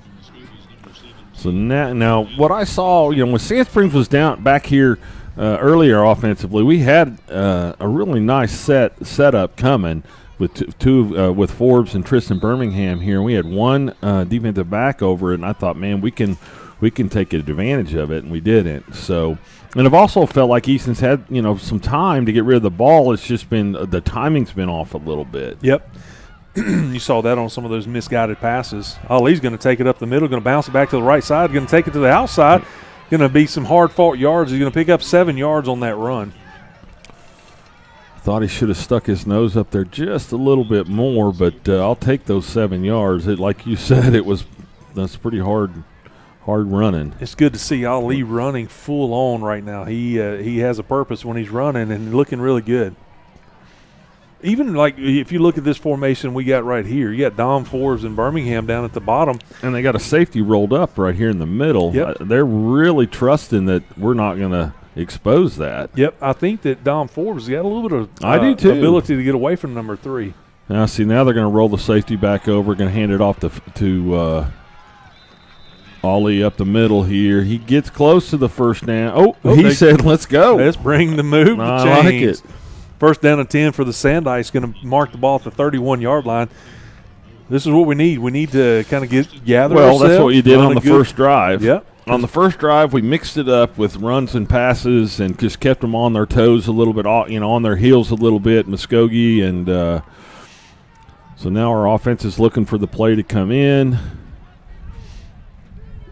8:55 and running on the second quarter clock. Sand Springs is down 25-7. Easton Webb's calling an audible at the line here. Going to hand it off up the middle. He shakes a guy. He makes another guy miss. He's still on his feet. Man, he is running hard, but it for shouldn't 2 be that yards. hard. I mean, it's not. He didn't get very far. Let's just say that. So he's taking the hits and continued to keep his legs running, which is what you're taught to do as a running back, and he is showing his toughness right there because he's just getting pounded every time he turns around. Our linemen are doing a great job of just keeping pushing their guys, but the guys are just they're working off trying to get to Ali to tackle him. Now we're going open backfield. We're going to move Ali out in the slot. We got 2 receivers right here in the middle on the hash on the right side. Easton takes it. Now that's the timing I was looking for, but Birmingham gets hit pretty good there at the 1 yard gain. So he's going to be at the 33. Those are hard. We've gained 3 yards on this series, and they're all been really, really tough. Yep. So here we go. We're moving guys in. We're pacing a little bit. Easton's going to snap the ball. He should. They called a timeout. Good for them. They had to. They had 12 men on the field, looked like, so they're going to take a timeout. But you look at our formation on that last play, the reception to Birmingham, it was open. It was open. Needed to be there a little bit quicker. But you also look where Ali was going. You had a little bit of chance of an open receiver there, too. In the seam. I didn't see that. You got a little bit, I think, maybe some of that pressure is playing with Easton a little bit to where I need to get the ball out quick, and he did. He took his outlet right there with Birmingham, but he was hit immediately and almost for no gain, but it gave him a yard pickup on that. Right.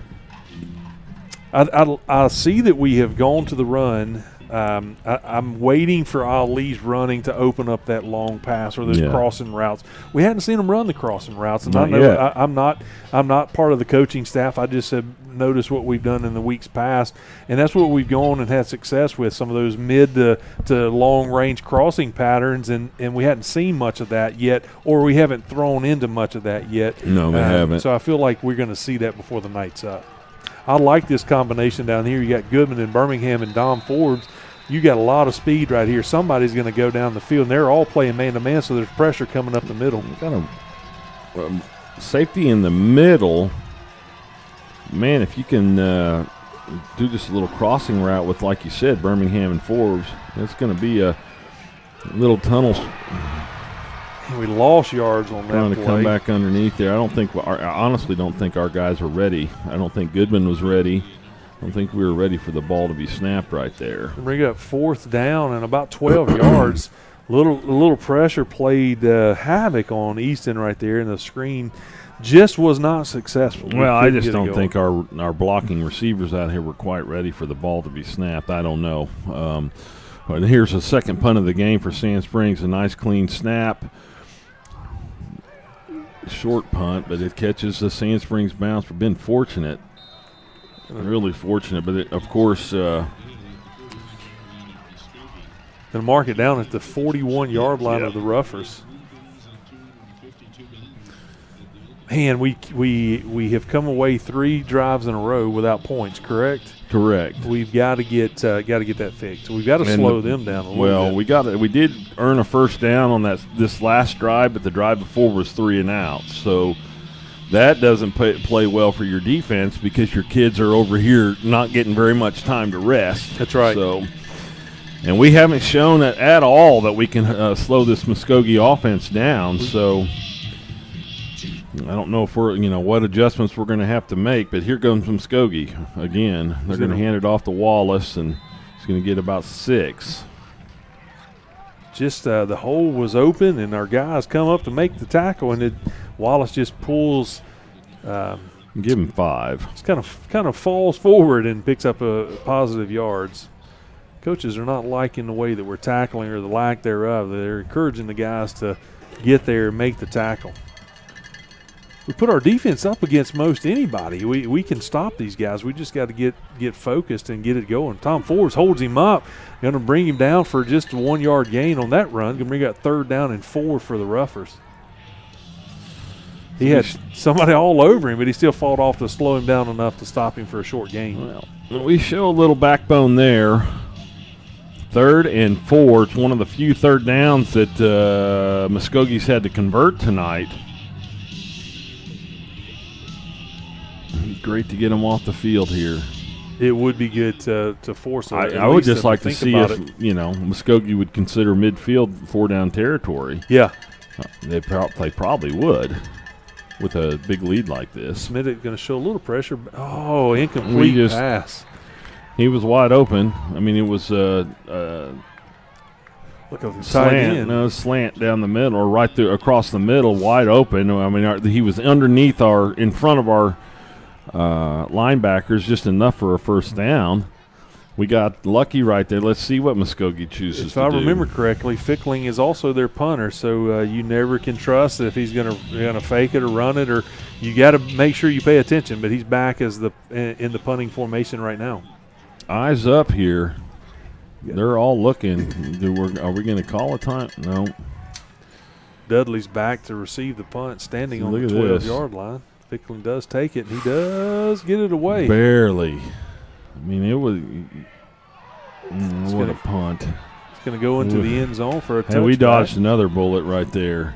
I mean, it bounced from about the 15-yard line, just kind of slow rolled into the end zone. And, man, if they had anybody covering it.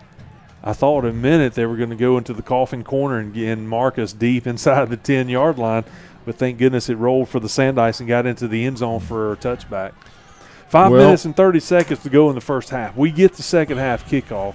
It would be great to have a sustained drive to where we take a lot of time off, but get in the end zone so that we can come out and receive that, almost kind of get 2 for 1, if we will. Yep.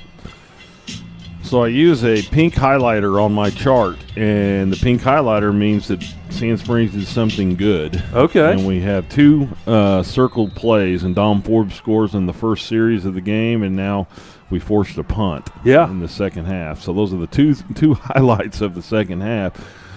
Sand Springs is down 25-7. Easton Webb brings his offense back out. He's good play-action pass. He throws up top to Tristan. That would be Jordan, number 18. Jordan, yep. Excuse me.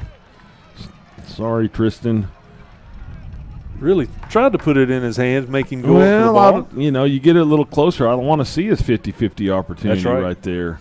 Jordan's got a little bit of height advantage on the defender on that side of the ball. You got 2nd down and 10 for the Sandice. The ball's marked on the 20-yard line. I like to see that we had a little bit of time to go down the field. Yeah, I did too. It's a good call, Will. Good protection. 3-man rush. We're going to throwing it over to Cooper right there, and it just goes through his hands. It may not have been a bad incomplete pass. Well, Muskogee went ahead and hit him. Yep. Like hey, man, you're going to catch it, we're going to still hit you. So he wouldn't have picked up many yards, if any, if he would have caught that ball. Cooper coming off the field there. Caleb Goodman coming in his spot. I'd like to see Caleb use his speed to get down the field. Well, I think he still had an opportunity like we had early in the game where they called Forbes' touchdown back. 5-man run. They're bringing pressures. Easton steps up, keeps the play alive, delivers what was going to be looks like a first down slant. And if he could have had just another step, he just short hopped it to Dom Forbes. Going to force another punt from deep in our own territory. We didn't run much time off, 10, 12 seconds off the. Well, we passed the ball all 3 times right there, so in all 3 incompletions. So you wasted about 12 seconds. Yep. So Puckett's going to be kicking from his own 5-yard line. Again, going to give an opportunity for the Roughers to get great field position right here before the first half's over. They might bring pressure here. No, they don't. He gets the best punt of the night off for him. Catch it at the 50-yard line, and number 12 and 29 is back there. But he's brought down by number 3. Christian Freitas going to secure the tackle. Going to make him lose a few yards on that. He's going to back him over into the rougher territory, going to mark the ball at the 47-yard line. That's where Muskogee's going to take over, first down and 10. It is a timeout on the field. We're going to take one with them. We'll be back in just a few moments. This network break brought to you by Amped Up Energy and Protein. We'll be back. Is it time to give your home the upgrade it deserves? Whether you're dreaming of a fresh coat of paint, new flooring that makes a statement, or a full kitchen remodel, Rome Renovations is ready to bring your vision to life. Rome Renovations is a veteran-run, faith-based business that has been serving the community with high-quality craftsmanship right at your doorstep. You can trust us to not only deliver top-tier work, but also stand by our values of honesty, integrity, and respect. We offer competitive pricing, and best of all, every job starts with a free estimate. From small updates to complete overhauls, we've got you covered with full insurance protection for your peace of mind. Our skilled team of experts ensures your project gets done on time and within budget. Plus, we work closely with you every step of the way, so you get exactly what you envisioned. Check out Rome Renovations on Facebook to see our recent projects. Give us a call at 918-289-6019 to schedule your free estimate today. Rome Renovations, where quality craftsmanship and unbeatable service come together. All right, here we go. We're back at Memorial Stadium with Sand Springs down 25-7. Muskogee takes the ball. This is their 6th possession of the game. They have good field position at the 47-yard line. Ficklin's back to pass. He throws underneath here to the left side. A host of Sandites make the play, make the tackle. Might cause them to lose 3 yards. So they did. They gang tackled him over there. The first time we put a little pressure in his face to where he had to think about where he's putting the ball, and the screen pass didn't go anywhere. Well, I like that. That's a nice start to this drive. Sand Springs has got to show that they can stop this Muskogee offense, and they did last time they forced the first punt of the game. Ficklin's going to pass again, a short out to the left. Gets tackled out of bounds, but they say keep the clock running. Christian Freitas over there on the tackle. That's what I love about this right now is that's 2 plays that we were able to make a good, clean tackle and not bounce him out and let him get some extra yards from the lack of tackling. 3rd down and 9 for the Roughers. Sand Springs gets it back, Roughers get it back to their 47-yard line. Looking for the play to be called in. Clock's running, going to go under 4 minutes to go in the first half. Be another big stop right here for the Sandites if we can make them think about punting. Making adjustments defensively here. Ficklin's looking to pass. Got a little bit of pressure. High pass, tackled hard by Alex Dudley, and he says no. It's good to see him get involved in that defensive tackling game on the receivers. He was all over him. Didn't have much of a chance to make that catch, but so Alex this will be the second time in a row that Sand Springs forces Muskogee off the field with a punt. Our favorite clock stops with 3 minutes and 47 seconds to go. Alex Dudley going to back up to around the 15-yard line waiting for this punt. Would you bring a little pressure right here at midfield? You might. Remember, Ficklin is the punter. He is. Dudley's back to the 10. Keep an eye on it. See, he's waiting to see what you guys are going to do. Man, he booms a punt. Look at that thing. Get in the end zone. Going to come out for another touchback. He might be recruited as a punter, Will. He looks Someone like offer that kid a simple approach to it. But, Chris, he stayed out there, so this may be Fickling playing safety as well. Because he didn't leave the field from punting, and now he's going up as a safety. I didn't know that. He may be playing both sides as well. I didn't think he played. I mean, I wouldn't play him both ways, but that's Coach Hill's, Travis Hill's. He probably has been. I haven't watched enough film to be able to answer that question. So I know that sometimes people have favorite numbers, and offense and defense can wear the same numbers as long as they're not on the field at the same time. Right. So Sand Springs is going to take over here on their 20. 3:40 left on the clock. Webb underneath the Goodman.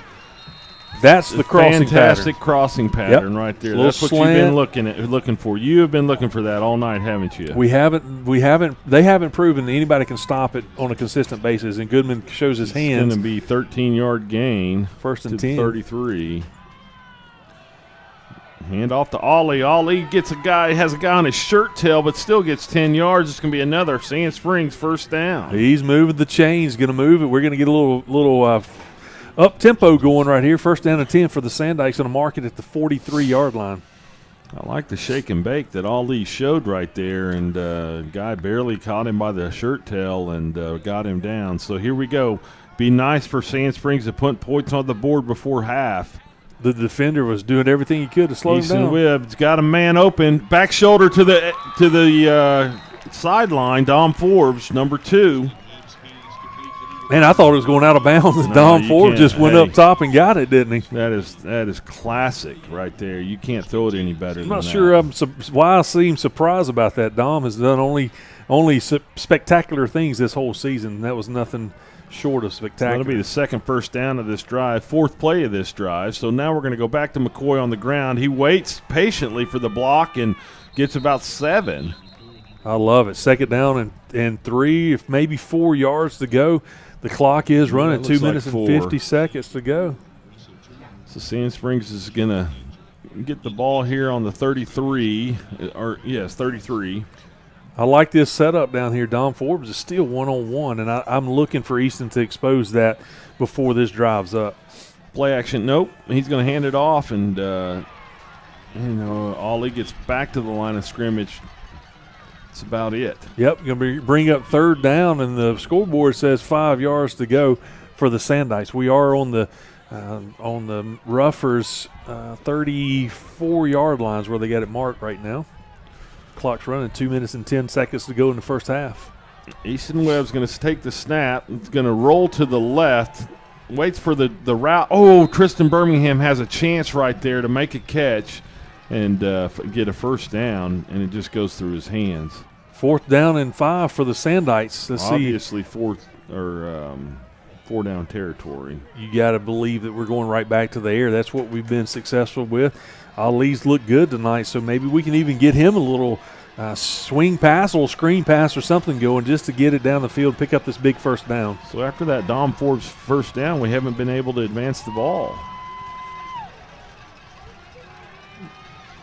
Been stuck in neutral here. Change the play. Let's see what they got going on. 7 on the play clock. Yeah, they wanted motion, but we're not.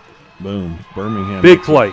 Big play. They're going to catch. say he was in bounds, but it is a first down, so the clock's going to stop. Going to take it down the 21-yard line. Tristan Birmingham goes up and redeems himself for dropping that last one. Pretty much the same route. He was just a little bit further on the field when the ball got to him. You needed to make that play right there. Sand Springs needed that play to be made, and Birmingham comes up with it. So Sand Springs still alive here at 1:51 before half. Clock is moving. Kind of got to get back. We got 3 timeouts, so we're not stressing over our playbook yet. Wow, look at this. Back shoulder again. Goodness. Boom. Go get it. He knocked it down at the last second and was able to knock it for an incomplete pass. Isn't that Dom Forbes? No, that was Goodman.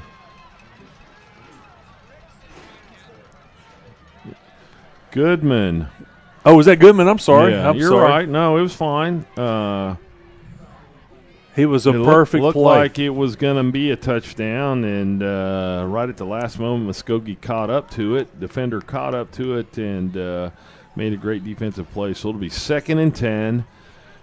I think the defender got lucky on that because he never saw the ball coming. He did. I'll go with you on that. So here we go. Easton's going to hand it up the middle. McCoy's going to pick up about 3 yards on the play right up the middle. Going to bring up 3rd down and 7, 3rd down and 8 for the Sandites. Clock's running, 1 minute and 25 seconds to go. about the 19. Yeah, check that 19-yard line. Sorry about that. You're all right. Sand Springs must feel like they can get something right there up the middle. Just handing it off. And it looks for a minute like they can. Now Easton's going to pass it, and he's going to go back shoulder again to the – oh, that might be interference. But then we make a play. Give it to us. Yes, sir. Touchdown. Dom Forbes or Goodman? Nope, that's Goodman. Dom Forbes is down here going to congratulate him. Goodman shows his speed. She goes right back to it. Defender still didn't see it to the last minute, but he was able to fight it off and get a touchdown. You know, that's just a classic back shoulder throw over to the right, and Goodman waits perfectly. Great opportunity to show those skills off with exactly 59 seconds. That's exactly what Sand Springs needed right there. Copeland's in for the extra point. It's good. So with 59 seconds to go in the first half, Sandites should close the gap a little bit. 25-14, the Roughers are still up over the Sandites. We needed that. The thing that we need now is to make sure that we don't give up a big play and give up points right here so that we can receive the second half touchdown. Kickoff. We've used the word most of the season, momentum, and yes. that gives Sand Springs some momentum right here, especially right before half. And so anyway, that's a big-time play and a big-time opportunity, and Easton, he performs right when he has to, right? Yes. And puts the ball in the perfect place. So. There's only one play that could get it. The defender really had no chance to do it. Hey, while we got a break in action, let's take a chance to recognize our sponsors. We got Amped Up Energy and Protein. They do a good job of giving us our energy here before we get started every week at Memorial Stadium. Thank you guys for doing that. Rome Renovations, for any of your renovation needs, I'd encourage you to reach out to our friends, Rome Renovations. They always take good care of us. Also, tonight's corporate sponsors, Lead Dash. Look them up if you need their services. Lead Dash does a great job of taking care of Sandites as well. And our Minuteman Pizza, they're our Coaches Show sponsor. Thank you guys for always pouring into the athletics of Sand Springs. Here we go. Sand Springs tries a short pooch kick. It's on the turf. Looks like Sand Springs gets it. They're giving it to us. Big-time play. Great call. Who is that? That's my man Smitty. My man Smitty. Hey, Jake Bray. Coach Bray pulls one out. He's going to play that card on the poker table, and Sand Springs picks up the man, that's awesome. How amazing is that? I actually saw them practice that exact kick at practice this week. Did you? And I saw Agent Zero was on that side, and I think he's smart to do it. So that is a brilliant call right here before half. About a minute left. Yep. Still got 3 timeouts. Let's go. I love it. Special teams. All right, so we got Dom Forbes and Tristan Birmingham going up top. Jordan Ryder's down here at the bottom. Ali's in the backfield, and it looks like Cooper's in there as our H-back. Going to send Cooper in motion. So here we go. Easton Webb back. Ali's back to help. Here we're going deep. Tristan Birmingham goes up top. Had some safety help coming over. Looks like Fickling Fickling coming over to give some help over there on that side. Knock it away at the last minute. I love the aggressiveness. I do too. Come up with a turnover and get aggressive. Go get some more points. I bet you when you look at that formation right there, they're going to send a safety help with Birmingham. But I also think that Dom Forbes ran kind of a deep crossing flag pattern down the middle of the field that I wouldn't be surprised if Easton goes back and looks at that again. Yep. So here we go. 3 receivers. Cooper's in at the H-back. We're going to hand it off to Ali. Looked like a little face mask going on up there. Muskogee read it perfectly. Ali got back to the line of scrimmage. It's going to be third. Oh, who called the timeout? Coach Klink called a timeout. Going to have 2 left after that. So look at Forbes and Easton are talking a little bit here, Dom and Easton, as they come over to the offensive huddle. You think Easton's saying, hey, what we drew up in the dirt, we're about to run that? I think so. They're both good enough to pull it off, so I wouldn't be surprised. I think they're talking about what kind of whether there's inside or outside leverage that the defensive back's giving him, and what I can do here. So I love that communication going on because you can see it. If the receiver and quarterback talk, they're going to look for something right here to try to expose a weakness to where they can get some. I just noticed it immediately when they're coming off. I mean, they're at the 50-yard line talking. Hey, so. Let's do a little bit of housekeeping, Chris. At halftime, we've got some more of our senior celebration going on. Our band's going to perform. Okay. Our cheer's going to perform, dance, but we're also going to get to honor our band members, our senior band members. I see their parents lined up down at the down on the south end zone. So we're going to get to experience that with the band seniors and celebrate them at halftime. Help me out here as I complete my play chart. Would you say that was an onside kick? Or was that a muff kick? How would you? I know that two of the Muskogee players had their hands on it and couldn't come up with a little pooch kick, a little muff catch. Move putt. Yep. Yeah. I can't even get it out of my mouth. Easton's going to throw underneath with the screen. Oh, mercy. Big hit by Muskogee Jordan Ryder. The crossing pattern was open, but, man, the defender was right on and came up and made a huge hit. Jordan couldn't hold on. Wouldn't have picked up any yards, been back to their line of scrimmage. It's going to bring up 4th down and 10 for the Sandikes with 41 seconds to go. I like it. Maybe they're going to set something up. Maybe they saw that, thinking he might could get a step on him and make some distance between them, but just couldn't get a separation far enough in advance or far enough out to where it would be advantageous for the Sandikes. They're going to take another timeout. It's going to take their second one of the first half and going to have one left with 41 seconds. Chris, I know that Coach Klink would love to get it in the end zone, but picking up the first down would be huge. No, right huge, here. And you know, even a field goal right here, if you can get it close enough for Copeland to try it, I think would be nice. But you kind of hate to miss this opportunity that the pooch kick. Yep. I mean, the turnover right there, or if you will, you took it away from them because they couldn't come up with it. But you look at what that allowed us to do. We were on the correct side of the field. We were on the rougher territory, and we've had some success there. But on this drive, we haven't picked up anything. We've had a couple incomplete passes. It's been incomplete passes. So it's time for us now to try to get something. First, let's pick up this first down. Yeah. And we still got one timeout, so the middle of the field's wide open still. We still get that, call a timeout, get the first down. Well, now you're looking for, stop. just like you said, let's look for something that can go 10 yards to the sticks, probably an out maybe. Forbes is going up top to the right. I think Easton feels better throwing to the right. Yep. But last touchdown pass was on that direction. He can roll out that way, so too. Here he goes. He's going to wait for this play. Now he's going to just scramble. Just got go hold and scramble. play. Oh, crud. Got a tackle, hit. yep. So it's going to hit. offset and going to redo this whole play. The Ruffers hit Easton when he went out of bounds. So more than likely going to be offsetting penalties, going to start back 4th down and 10. Tick for tat here. And like you said, we'll just see offsetting. Which will give us another crack at it, because if that we would actually that's the first penalty that Sand Springs has had. That's going to go down as a holding call. Yep. And then a personal foul late hit.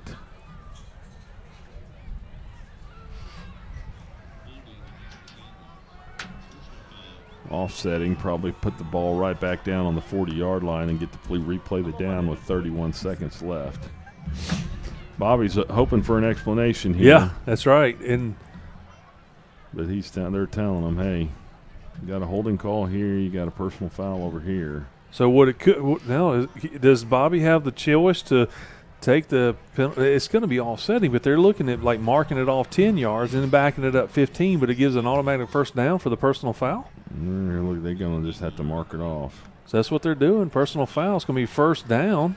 15. So they marked off the 10-yard holding. My and then guy got his steps in, but he could have just put it down there on the 5 yards, further. Right, so it's not automatic first down with a personal foul. No. I'm just making fun of the. No, I was just thinking that why would you mark off both penalties? One was a 10-yard and one was a 15. So you're going to net 5. Yeah. But I figured a personal foul is an automatic first down, is it not? Well, that's a good call. I don't think so. Okay. So Easton Webb back on 4th down. Got plenty of time. Window's closing. You got Ali over here. He just, man, you can't. Held it a little bit too long. That's what I was going to say. You just can't hold it that long. Your offensive lineman, you guys do a great job up front, but whenever you're asking them to hold hold them out for 5 or 6 seconds, that's just a big ask. And he couldn't see Ali over here. No. Ali was open in the flat and just couldn't see it. The one thing, I hate second-guessing Easton right here, but I think there's some opportunities here in this last 2 drives that maybe you just tuck it and go just a little bit quicker and just see what you can get with your feet. But it's hard to see on the field and hard to see your downfield receiver. So Muskogee's going to get the ball back with 21 seconds left. We're going to just rush 3 here. They're going to call their final timeout of the half. Man, it's been an exciting up and down first half. I'll take it. We're down 25-14 in the first half. We do get the second half kickoff, but yet we've given up some big plays, some fast scoring plays. You look at Fickling breaking it for the first touchdown right up the middle. We've kind of adjusted some of that. We've made them fight for some yards. We forced 2 punts over the last few drives, so we've kind of made some adjustments on the defensive side of the ball to slow them down a little bit. And I think when we go into halftime, you're going to see the coaches continue to make those adjustments so our players can put themselves in the best place to make the best play. Yep. I wish we had our statistician here. I bet Ficklen has probably 130 yards or 140 yards rushing. Yeah. I wish I could see exactly what he had, but now with 21 seconds left, you're counting on your defense to stop ball. Yep. Get into halftime with you still have momentum, so. We just got to make sure we make tackles. And Sand Springs gets the kickoff, I think. They do. Yeah. Yep. So. Yep, we do. Zero's coming up on the side, going to send some pressure. And throw it over to the right. Got to make a tackle. It a little bit. Got to make a tackle. In the field. Yep. Here we go. So the clock's going to run. That's going to be the last play of the half. Going to pick up 1 yard on that pass play. Got 9 seconds to go. They got to hurry if they're going to do it. They're going to try. So. They're going to give it a shot. Nope. They're going to take it to half. We're going to do the same thing. Our famous Gold Pride Band is about to perform. We're going to enjoy some senior celebration from them. We're going to take a break here at halftime. Let you guys enjoy the halftime festivities. We'll be back just before kickoff of the second half, where the Sandites are going to come back and take on the Muskogee Roughers. We'll be back. This network break's brought to you by Amped Up Energy and Protein. Go see our friend Braden over at Amped Up and get all your protein and energy needs. We'll be back in just a minute from Memorial Stadium.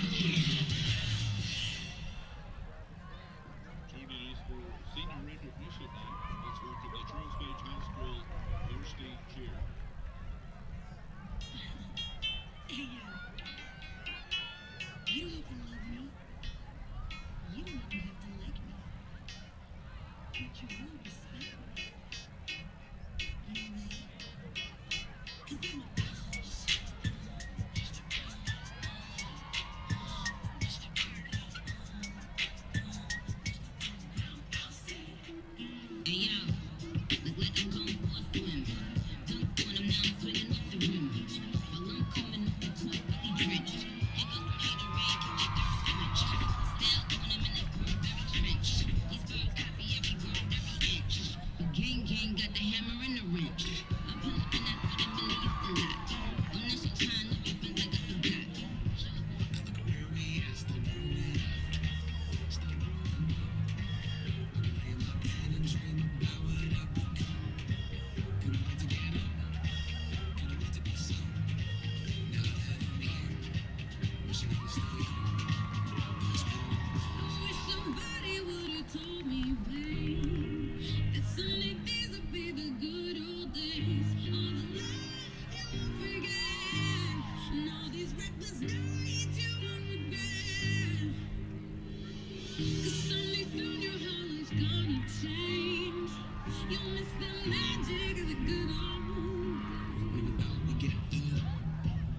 Let's welcome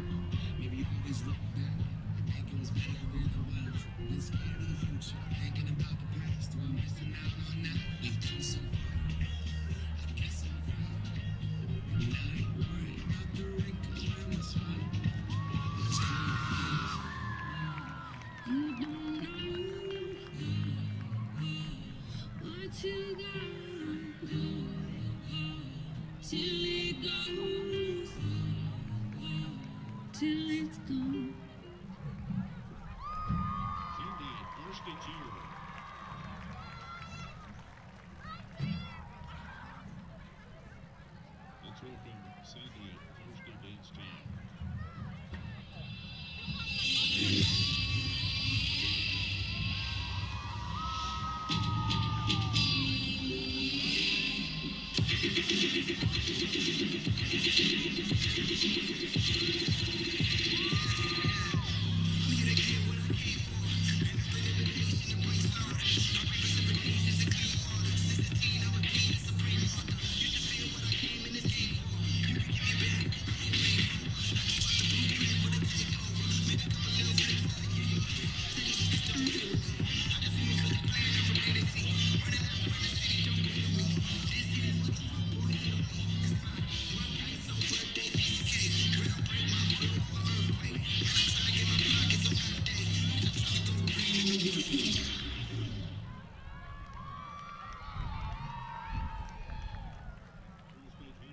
Varsity Dance Team.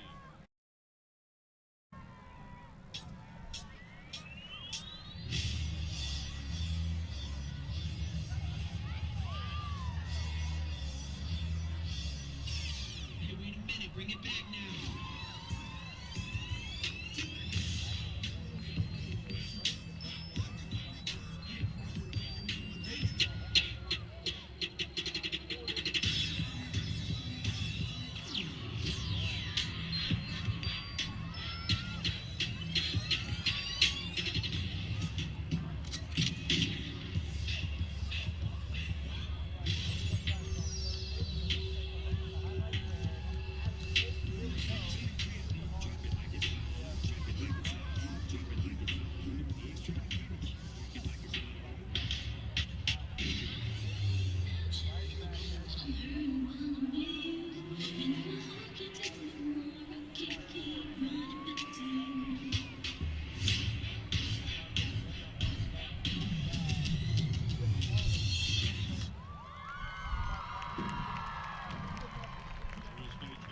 Varsity Dance Team.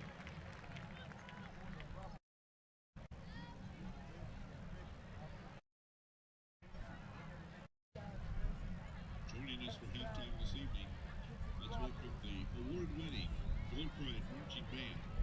The Gold Pride's halftime performance, Phoenix, brought to you by their sponsor, ENC Electrical Mechanical Company. The drum majors, Luke Sellers and Brooke Winchester. Let's welcome the Gold Pride Marching Band.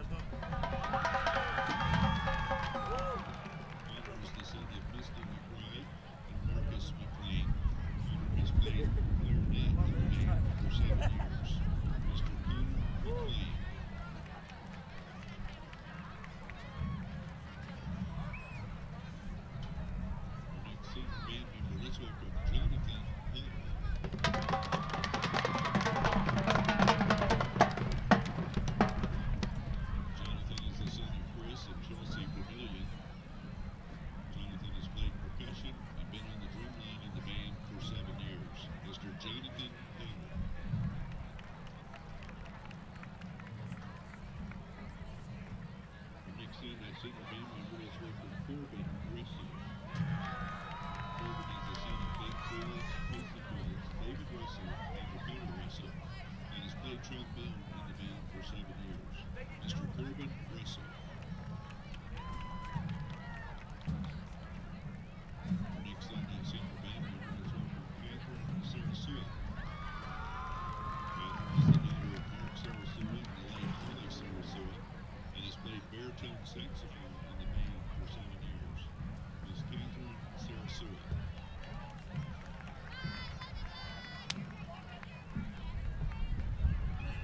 Our next Sunday senior band member, let's welcome Kennedy Shirley. Kennedy is the daughter of Logan and Kristen Shirley. Kennedy has played tenor saxophone in the band for 7 years. Miss Kennedy Shirley.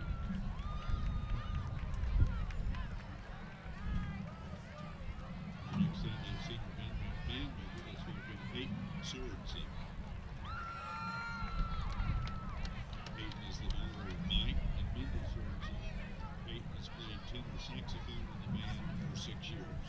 Miss Peyton Sorensen.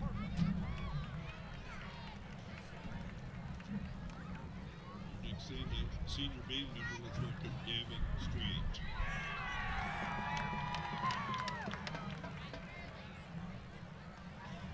Gavin is the son of Berta Stroud and Trevor Stroud. Gavin has played trombone and drum set in the band for 7 years.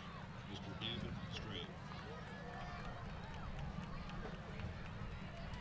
Our next Sunday senior band member, let's welcome Alina Weeby. Alina is the daughter of Jesse Weeby and Jennifer Weeby. Alina has played alto saxophone and clarinet in the band for 6 years. Miss Alina Weeby. Your final senior band member tonight, let's welcome Brooke Winchester. Brooke is the daughter of April Winchester and Barry Winchester.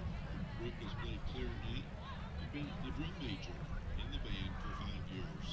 Miss Brooke Winchester.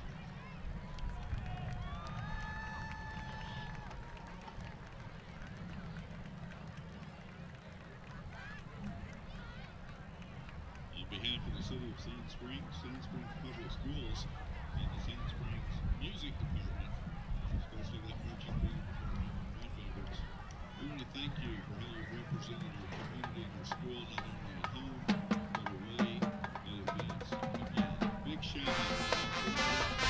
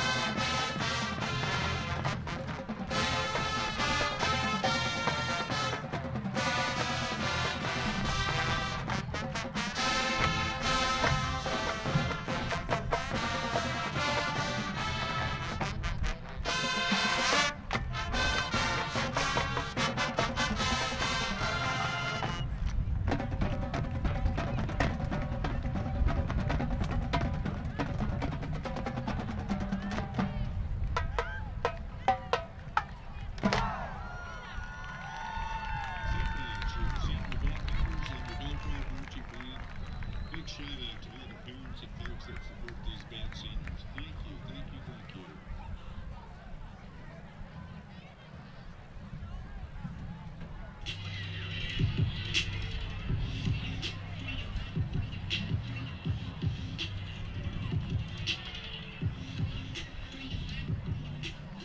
Hey, Sand Night fans, my name's Ralph Miller, along with the legend Chris Kaiser, Coach Bobby Clink. We're down here at Minuteman Pizza every Tuesday night, and Coach, we'd love for them to be down here to join us. Yeah, absolutely. It's a good time. We talk football, pizza, what else you want? 6:30 p.m. every Tuesday night, Minuteman Pizza. We'll see you there. This is a community of selfless leaders and lifelong learners, pulling together and pushing further, backed by black and gold every step of the way. We are Sandites and we give our all. to the pursuit of discovery, to inspiration, creativity, courage, and optimism, and a commitment that never wavers to each other.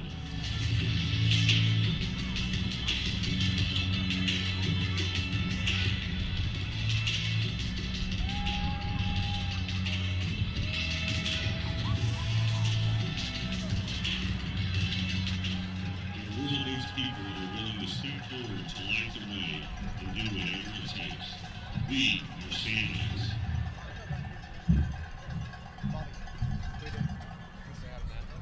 Quarterback Club would like to thank the Church That Matters for beating the varsity football team this week.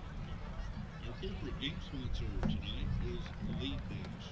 Also, don't forget, Sandite fans, if you'll take your ticket stub by tomorrow to Old School Bagel, show your ticket stub when you buy your bagels.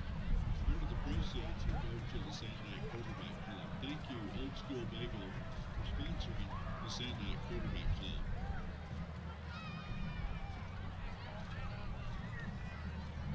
We're still looking for Kaylee Ray Bowman. Kaylee Ray Bowman. I need you to come to the press box here on the left side of the field.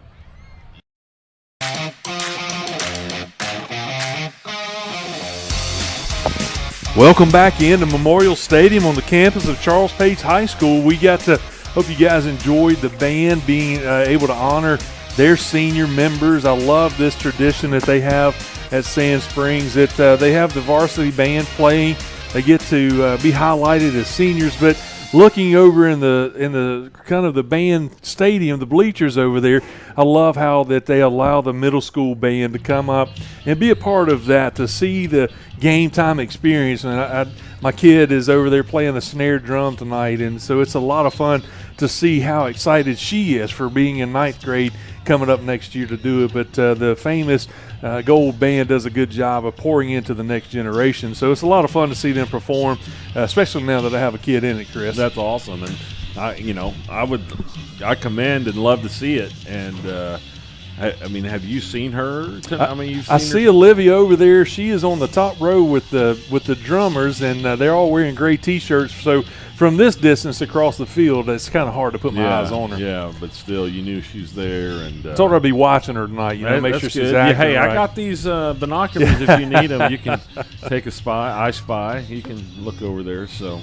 Hey, well, let's thank our sponsors again before we get started. I know when the game starts, it's kind of hard to always get that done, but our corporate sponsor tonight is Lead Dash. They've been at least one other time this year as a corporate sponsor, so we appreciate you guys at Lead Dash for pouring into Sandite Athletics. Rome Renovations, we got always love talking about them. They do a great job of renovating all things around this community. Great company to be a part of. Amped Up Energy and Protein sponsors our network breaks, and man, I had something tonight called Cherry Bomb, Chris, and it was good, incredible. I know you had a lemonade of some sort. I did. Over the there. Lemonade. What? Let me look here. Bikini lemonade. Yeah, bikini lemonade. That was. That's still. It's family. It's family friendly. It was good. Coconut in it. Yeah. And it was a pretty good mix. A lot of good stuff. Every Friday night they get to do that. And then we got Minuteman Pizza is our Coaches Show sponsor. They love taking care of us, and they have said over and over again how well the Sandite Nation has come and responded to them, and they are great sponsors of that. We'll go over some calendar of things coming up as we get into the second half. But, Chris, let's take a few minutes and kind of give our take on the first half and what we got to do to come out victorious in the second half. Well, Sand Springs looking at a 25-14 deficit. Muskogee and Sand Springs both come out and have long, productive drives to start the game. And then basically, to sum it all up, Sand Springs can't keep pace with Muskogee. Muskogee scores on their next three drives, scores 3 rushing touchdowns and 1 passing touchdown. So left us with a little bit of a deficit there for most of the second half or second quarter, 25-7, and then with a minute left, Sand Springs finds a way to put it in the end zone. So.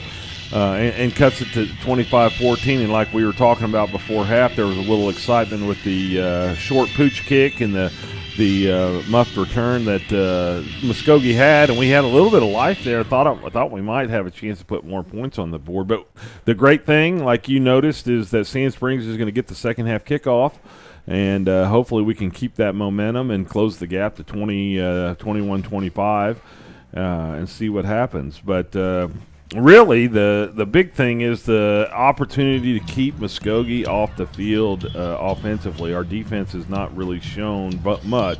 Now, let me back up. The last two drives that Muskogee's had, they have forced or Sand Springs has forced Muskogee off the field with a punt. After they had really good starting position, correct, we were able to hold them and two of their best starting positions of the night, force them to a kickoff. And as we get a little bit more time in the second half, we'll kind of go over. But we know that we've got to move the ball, and we know we've got to stop them from moving the ball. And let's see what the adjustments are that the coaches came up with at halftime to make that happen. Muskogee has had 5 penalties to Sand Springs 1, so Sand Springs has done a great job of playing a clean game. So here's the kickoff. Muskogee's going to kick it off to Sand Springs. Alex Dudley's going to take it from the 4-yard line. He's going to take it up the middle. Got a little bit of room. Got some possession yards out there. Going to be tackled just before the 25-yard line. Looks like they're going to mark it at the 24. It's going to be first down and 10 for the Sandites at our own 24-yard line. So Easton Webb's going to come back out, lead his offense, and he's going to see what style we have and what different. We did a good job of mixing up the run and the pass, and we'll see. There'll probably be a few little changes, and we'll have to look for those. So, like you said, adjustments, I guess, is the best word for it. So Dom Forbes down here on the bottom. Easton Webb low snap. We're going to hand it off to Ali. Looks like he's going to get a little bit more than he did right there. Yeah, it looks like they're going to mark him down as a yard gain. Man, he got to the corner and lowered his shoulder, but just couldn't pick up much yardage there on the left-hand side of the formation. They're not going to give him any. Look where they marked the ball. They did. They backed it up to a no gain on that play. Man, it looked like he fell forward for a little bit of positive. I thought he did. There was a long run from where he started, but he got no gain, so it's 2nd and 10. Got 3 receivers up top. Got to see what they're going to come up with there. It looks like Easton's going to look that way. So Easton's not even gonna. It's not play action. We're just gonna throw it. Now here he is. He's got a lot of time. Now he's gonna take the ball and slide it to get about a 5-yard. Boy, man, there's no honor there. They're gonna give him a yard. I know you mark him where he starts, but my goodness, that was a 2-yard gain. Said he started his slide, so they marked him down for what was that, the 27-yard line. I don't get that. It looked like he got a little further than that. But yeah. it was good that he didn't sit back in the pocket trying to force a pass down the field, because that's where we lost a sack or two in the first half, because he held on it to a little bit too long. Right. He looked like he hurried it a little bit hurried it a little bit faster right there. So 3rd and 7. Just looking for possession right here. We're going to go up top to Ford. That's got to be. Yes, sir. Yeah. Pass interference. That was a good move on the defender, because he knew he was burned. Dom Ford was about to break away and make that happen, but he held on to his shirt tail and wouldn't let him go to catch that pass. But it's going to be a 15-yard penalty against the Ruffers for is it pass interception or pass interference? It's not a spot foul in high school, correct? It's just going to be a 15-yard gain. Yeah. Going to be first down and 10 for the Sandites. They're going to mark the ball at the 42-yard line after that pass interference against the Ruffers.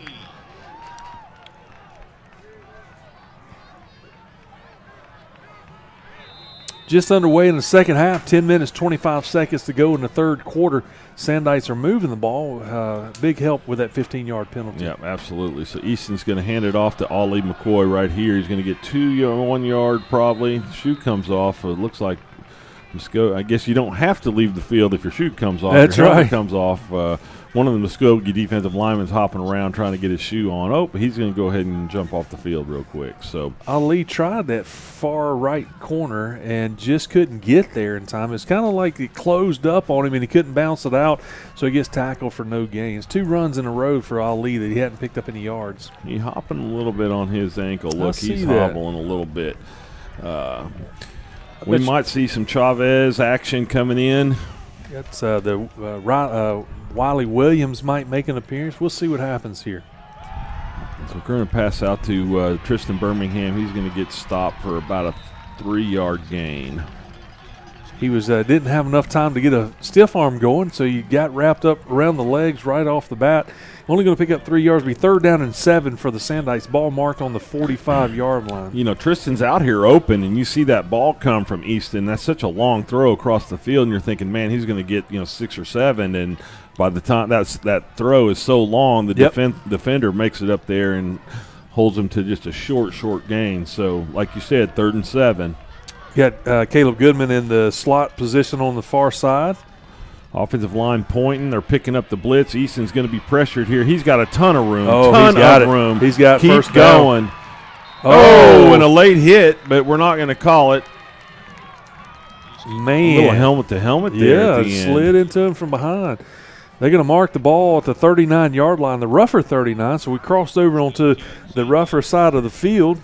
Easton had all kind of room there. So that's almost a 20-yard gain. A great, just a great recognition of what field he had and the open field that he did have. So a great first down for Sand Springs. Ball is moving down the field. Pocket closed, and he stepped up and saw the green space in front of him and took advantage of it. So Ollie McCoy's back here in the backfield. The play clock's got 5 seconds. It's a bad snap. Easton just jumps on it here at the 54, or excuse me, the 42. We did not need to see that. No, they gave us a great spot. They're going to mark it at the 49. We cross back over into our side of the field. So he lost 10 yards. I will take that spot because it could have been worse. It'll be 2nd down and maybe 22 or 23 yards. Yeah. So, I mean, I have the marker at the 39. Oh, yeah, it's going to be 21. No, 22. Do my math here. That's right. I'm working on it. I do have a degree. That's right. Got 3 receivers up top. Easton's going to drop now you're back. going to have to go for a big chunk. We're going to throw a screen underneath, and their defensive linebacker reads it perfectly. We were 1 block away from making that a successful play. But the results of it, we're going to lose another 3 yards. It's going to be maybe another 5 yards. We're back down to the 44-yard line. It'll be 3rd down and 27. I'm going to let you do the math this time. I'm going with the scoreboard. 3rd down and 27 yards. Hey, you cheater. You're looking at someone's paper. It's like having a calculator No, in math you're class. looking at someone's paper. Let's see how you got that grade. All right, we got 3 receivers up top. Let's see if we can make up some of this. Here we go. Easton's going to have a big chunk here. Get rid of it. He's going to throw. Oh, Dom. Got a flag in the backfield. It's going to be holding, and they're probably going to decline it. And they may not. They may make us play it again. We have started out promising, and then the high snap over Easton's head has backed us up to where we are going backwards now. They are going to decline it, so it's going to be 4th down and 27 yards for the Sandites. And obviously we're going to have Dawson Puckett come on and kick it to try to flip the field. Number 11 for Muskogee's back to receive the ball. So after 8 plays and 2 first downs, we end up back at 4th and 27. Yep. 27. Good punt here. Going to get a nice roll, and he thought about taking a run for it, but decided to let it roll. They're going to down the ball at the 21-yard line, where the Roughers are going to take over 1st down and 10. The Red Hats coming out for a TV timeout, so we're going to take one too. So we'll be back here in just a few moments from Memorial Stadium. This broadcast break brought to you by our friends at Amped Up Energy and Protein. Stick around. We'll be right back.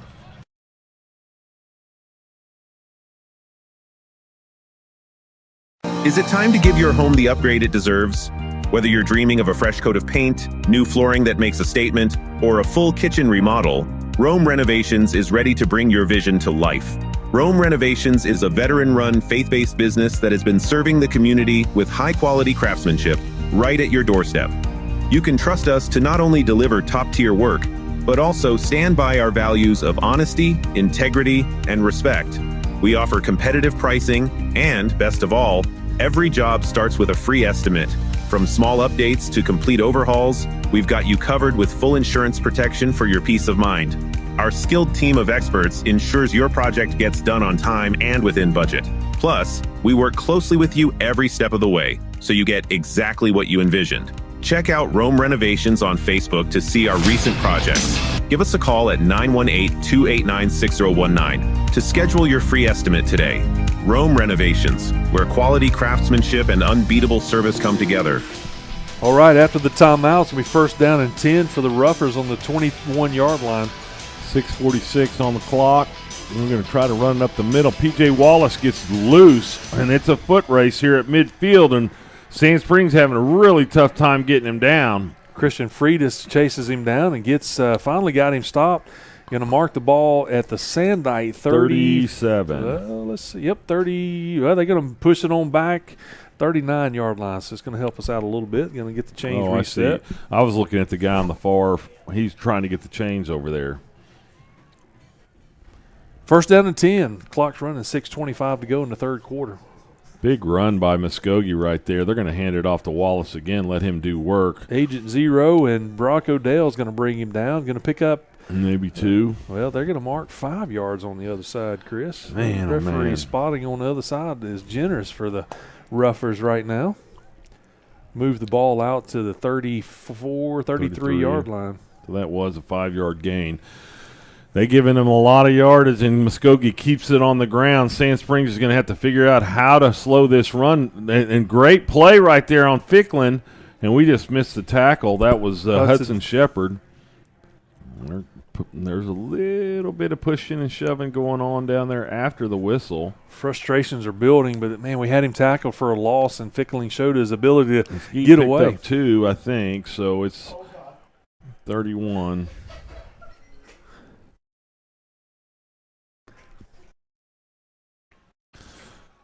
So 3rd and 3 here. Oh, fumble on the play. Excuse me. The missed snap. Jaden Allen in there to make sure he didn't get up, but Fickling couldn't. So what are we doing here? It's going to be probably four down territory. Well, you never know with Fickling being the punter as well. They will go for some. It looks like they're going to go for it. Let's see what they got going on. So that's going to move the ball back to the 34-yard line.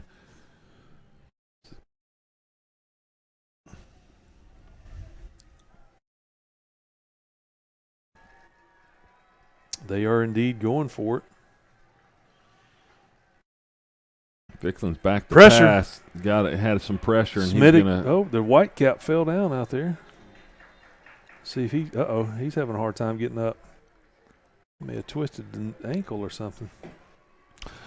So another rushing first down for Muskogee. Had a little pressure. Smitty comes in the backfield and couldn't it was a get him perfect down. call. I mean, it was a run blitz. Smitty comes open.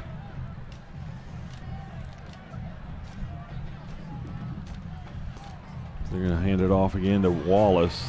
It's just Smitty and Odell. Odell's trying to punch the ball out. Just hard yards right there. That's hard to get him down.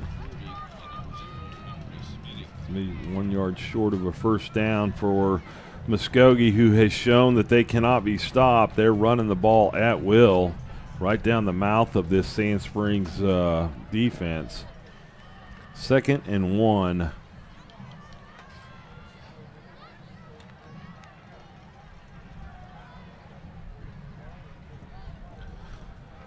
So Ficklin calls for the snap, hands off to P.J. Wallace, makes 2 guys miss. 3rd guy barely gets him down, which is going to be Brock Odell.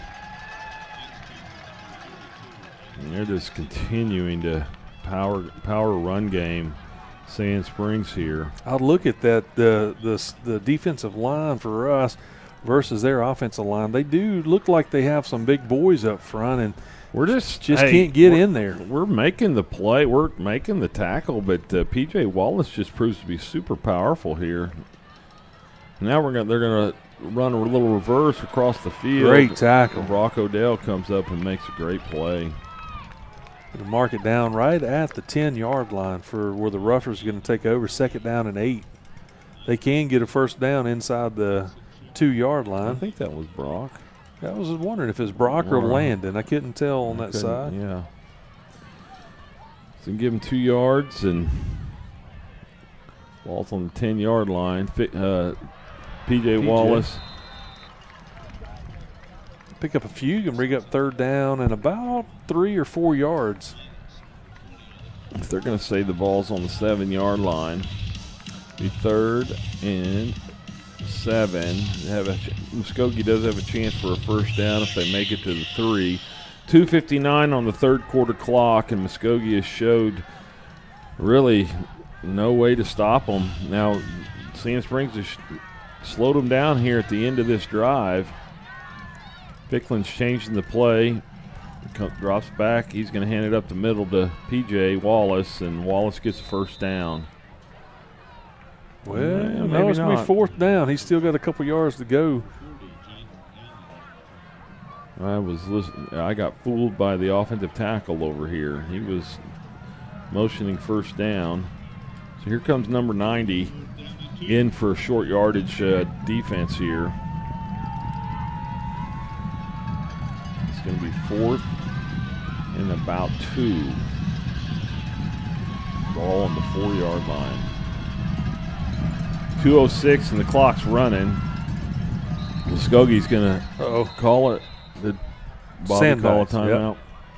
Yep, going to make sure we're in the right position at the right time. Well, we got a timeout, Chris. I've got a few scores that we can go over. Yes, do it. Let's hear it. I'm looking at one of the other 2 unbeaten in our district is going to be Putnam City North and Sapulpa.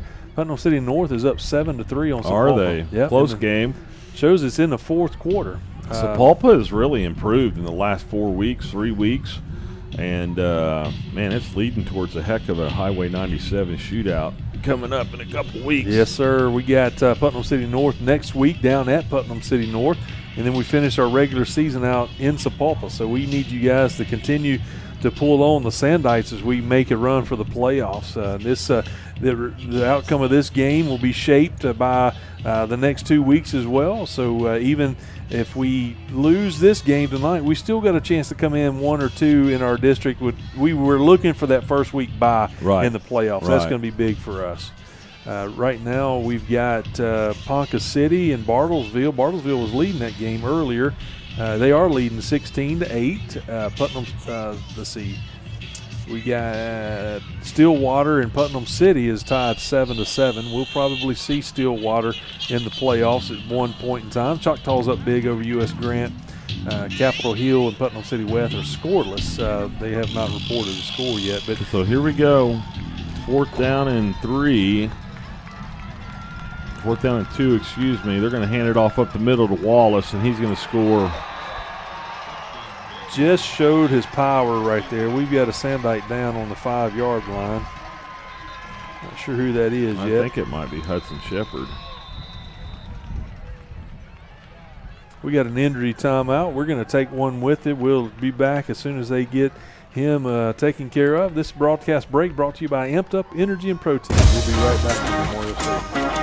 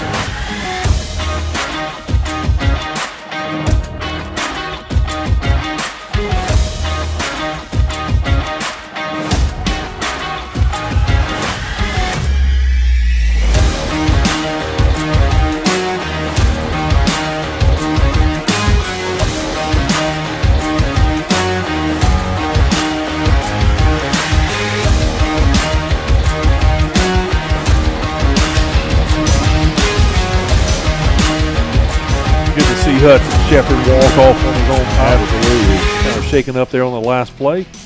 It'll be first down and goal for inside the 3-yard line. Oh, I'm sorry. It's the extra point. That's correct. That's they're going to go for 2. They keep missing field goals, and I can hear their coaches next door just say, let's try to run it again. So yeah. They're up 31-14. It'll be a 2-point conversion. Ficklen's going to come back and try to score easily. Had one block from P.J. Wallace over there. P.J.'s got a little bit of cockiness going on and taunting the crowd a little bit as he's walking off the field. I know they're winning. I'd like to see sportsmanship at least. Right. And, no reason to get crazy like that. But 33-14, the Ruffers are over on top of the Sandikes. Got a minute and 57 seconds to go in the third quarter. Chris, I know that we've just got to continue to chip away. We've got to sustain a drive. Right. We've got to. The more that we sustain a drive, the more our defense gets to rest and not have to chase them down. But we've got to figure out a way to stop them. We haven't been done a good job of stopping the run tonight. You know, Sand Springs gets the opening kickoff there in the half. They have a 9-play drive, basically run off 6 minutes of the quarter. Yep. And have to punt. Yep. So they're forced to punt. Muskogee gets the ball back on their 21, drive the length of the field, and run off they run off 4 minutes, and third quarter's almost over with here. So to answer what you were saying earlier, though, is the best thing that Sand Spring can do here is find a way to put points on the board. It needs to be a touchdown, and stay in the game here a little bit, and then hope for something to happen. I know Sand Springs will fight. We know that. So here's Alex Dudley. He's not afraid to take it from the 9. Oh, my goodness. He took a big hit right there at the 15-yard line. And Dudley bounces up, but, man, that's unusual. You can see the Muskogee crowd just – that was an electric hit for one of their players, and hopefully Dudley hops up here and he's okay. So – we're going to mark the ball at the 16-yard lines where the Sandikes are going to take over. First down and 10 from the 16. So with 1 minute and 54 seconds left in the third quarter, Easton Webb leads his offense back out onto the field, trying to make something happen productive here. Let's just first down. That's what you're shooting for right here. Get some safety help down on Dom Forbes for the most part. He's still got a lot of green space. Let's see if we can expose that. Yeah. Here, Tristan Birmingham on the end of rounds. Got some room on the right-hand side. Going to take it out almost to midfield. Going to get tackled at the 36-yard line. That was a little trickery, nice little play right there, and that's one of the better runs of the night for Sand Springs. Motioned across the formation and took back off where he came from, and they just kind of gave him an inside handoff from Ali. He handed McCoy. It off, right? Or he didn't pitch it, did he? No, I think Ali may have handed it to him. I think it was almost like an end around a reverse. So they get it out to the 36-yard line. So that's a 20-yard gain. And we're going to try it again, and Birmingham has to fall on it at the 21. Man, that was a momentum killer right there. We are going to be second down and looks like maybe 15 or 16 yards. That's too bad right there. Worked one time, went back to it, and Birmingham couldn't handle the pitch or the handoff. No, that's a big loss right there. But he was smart and just fell on it and not try to pick it up and maybe fumble it some more. So we've got a huge hole. It's the scoreboard saying 24 yards. So pretty close.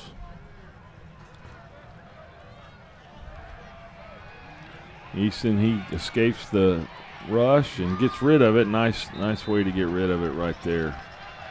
Can bring up third down and long for the Sandites. 48 seconds to go in the third quarter. Just try to get something back here so we can try to flip the field on a punt. Yep. That's probably your best bet, Will, is try to get it back to the original line of scrimmage, which is about 15 yards, and then punt it away. Cooper comes off the field. Jordan Ryder comes over to the far right side. He's going to join Goody over there. And it'd be good to see Goody get loose down the sideline. Got Tristan Birmingham in the slot with Dom Forbes. They're going to bring Goodman across the formation. They come back to an inside screen. If he can get his wheels going, which he does not, he's tackled right back at we get 1 yard gain right there. 1 yard gain. He's going to have to punt it. Or Sand Springs will have to punt it here. Now, this might be a place where you try, you better protect. Coach Bray calls them back to the sideline. They're going to talk about it. And they're going to let the quarter run out. Oh, that's true. It's going to be the end of the third quarter from Memorial Stadium. The Roughers are up 33-14 on the Sandites. We're going to take a break, too. We'll be back from Memorial Stadium in just a few moments as we start the fourth quarter. This broadcast break brought to you by Amped Up Energy and Protein. We'll be back in just a moment.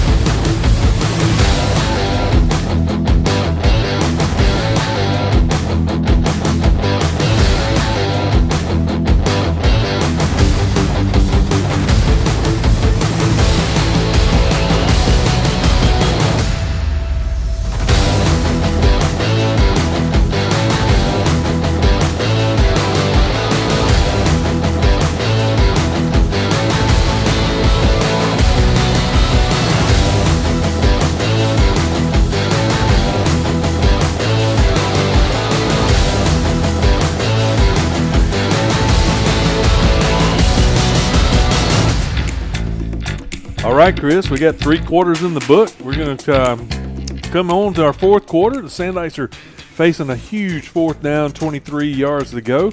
We're going to punt it away from deep in our own territory. Looks like Puckett's going to stand right around the 10-yard line to kick it away. And let's see if we can't flip the field to try to get the best field position we can. 33-14.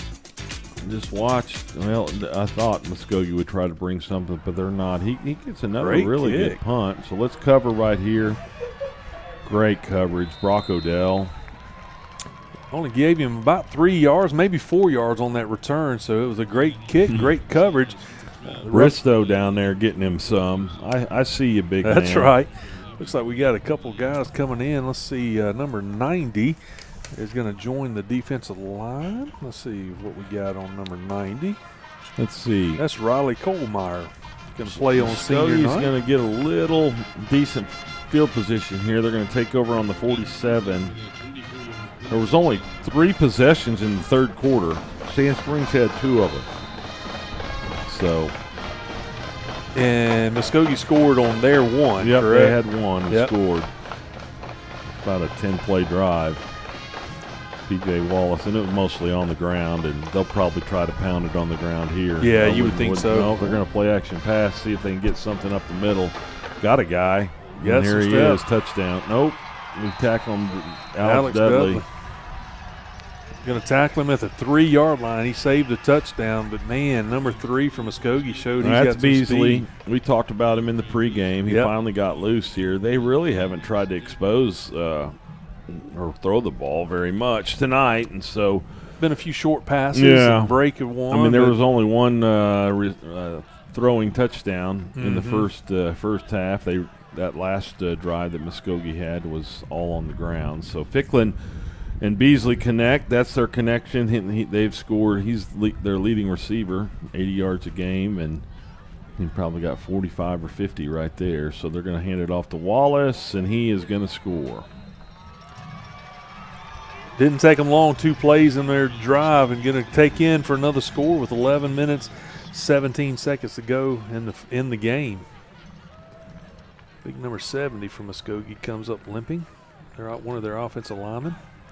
So that's going to be Wallace's 4th touchdown of the game. I'm just giving you the headlines it's going to read tomorrow in the Tulsa World. It'll be a highlight of P.J. Wallace. Yep. P.J. transferred from Bartlesville for this season, and, man, it's paid off. He's having a great game, and he is showing how and why Muskogee's undefeated and how they're doing it, and they'll probably lean on him quite a bit the rest of this run. they're going to make a run for the playoffs. P.J. Wallace is a good running back in the backfield to do it. Yep. Most of the time, most championship teams will tell you that they won it because they could run the ball well. It's a timeout. Looks like Muskogee's going to take a timeout. It's going to be their first one of the second half. First one of the second half.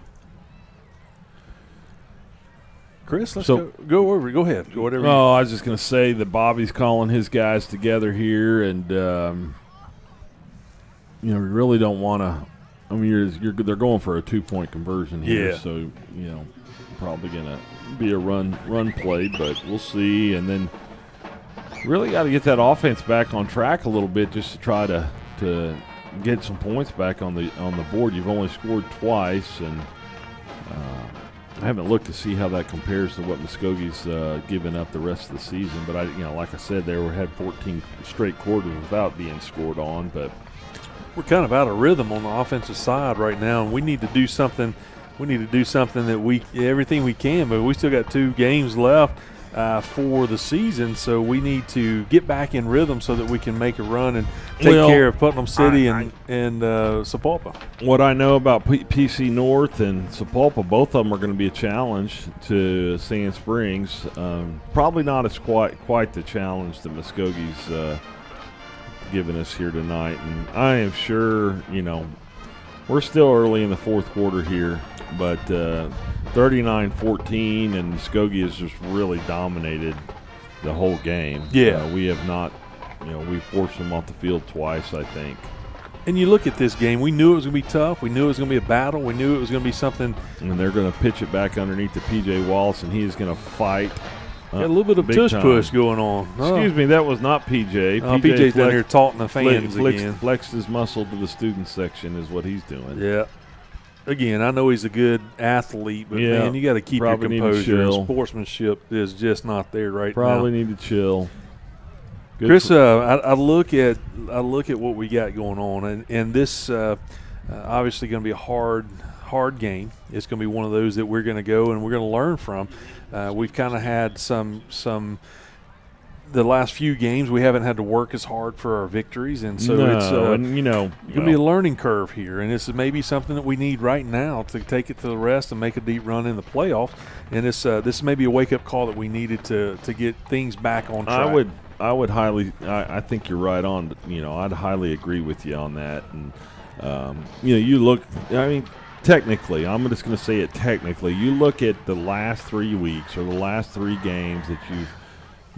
Bartlesville, Ponca City, Putnam City West, Capitol Hill. I mean, nothing, not a slam. Right. But that does not. I mean, that doesn't prepare you for a team like Muskogee. And these guys, Travis Hill has done a great job of preparing this team and getting them ready. They rebuilt that offensive line, and they have shown that they can get the run game. I mean, the thing I'm most impressed with is the run game tonight. I knew that was going to be the difference maker in this game. But I'm not just, it wasn't just P.J. Wallace. It was Ficklin and the ability, like we couldn't figure out that fake. Yeah, the little play action. The play action early in the game, and they had us. I mean, we just couldn't figure out which guy to tackle. So, here's Muskogee. We get back to the game.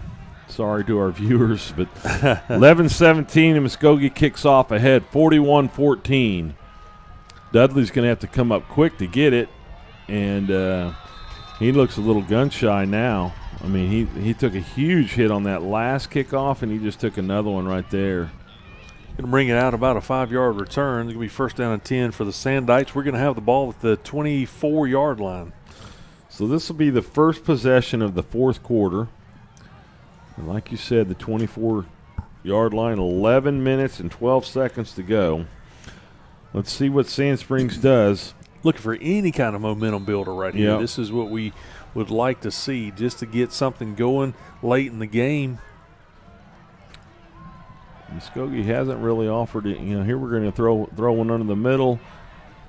Is that Jordan Ryder? That's Birmingham. Birmingham. Pick up 5 yards on the play. Going to bring it out to the 31-yard line, maybe the 30. Just a little simple crossing pattern. He comes up, kind of bobbles the catch, but he kind of made the catch and was able to get 5 yards on it. Yep, so Muskogee's going to rush 3 here. Easton's going to throw back to Birmingham. Great throw and catch here. Now they're getting in a little bit of rhythm. Going to take it out to the 44-yard line. Going to be a first down for the Sandites. We're going to have the ball closer to midfield.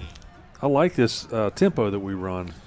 So here we go. That's the first down for Sand Springs in quite some time. He's going to come back a little too high for Forbes. A little out route here, right at the sticks. Missed his target.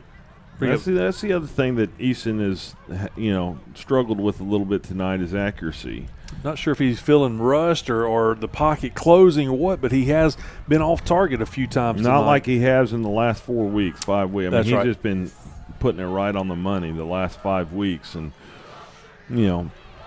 much credit to Muskogee. They've done a lot of things to confuse him. He's going to throw it out short here to Ollie. Ollie's going to have a little bit of room, but does not come up 2 yards short from the first down.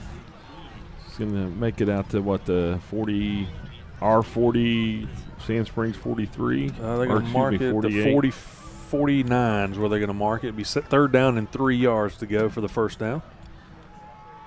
He's going to throw that. Oh, nice catch by Jordan Ryder. Jordan Ryder decided he's going to make a big-time play right there. First down for the Sandites. We're going to mark it down to the 39-yard line. We're moving the ball, which what we need to do just to build on that. It's going to be the second first down of this drive, and I like what I see. And like you said, the pace is really nice. Going to keep the heat on, the pressure on. Easton steps up, keeps the ball alive. Great possession reception right there. Back to Jordan Ryder. Goes back to Jordan Ryder, and that's going to be another Sand Springs first down. Did you notice that release from Easton right there was not a traditional release, No, kind of a little sidearm flick to get it out. Yeah. So we're going to get it on the 29-yard line for a first down. Going up top, he's got a flag. PI. They're going to be holding against the defense is what the referee's going to call. So we're going to get a 10-yard penalty for that. We got another hat. The referee, the coaches might have received one. Let's see what he's going to call. That's exactly what. Unsportsmanlike on the coaches.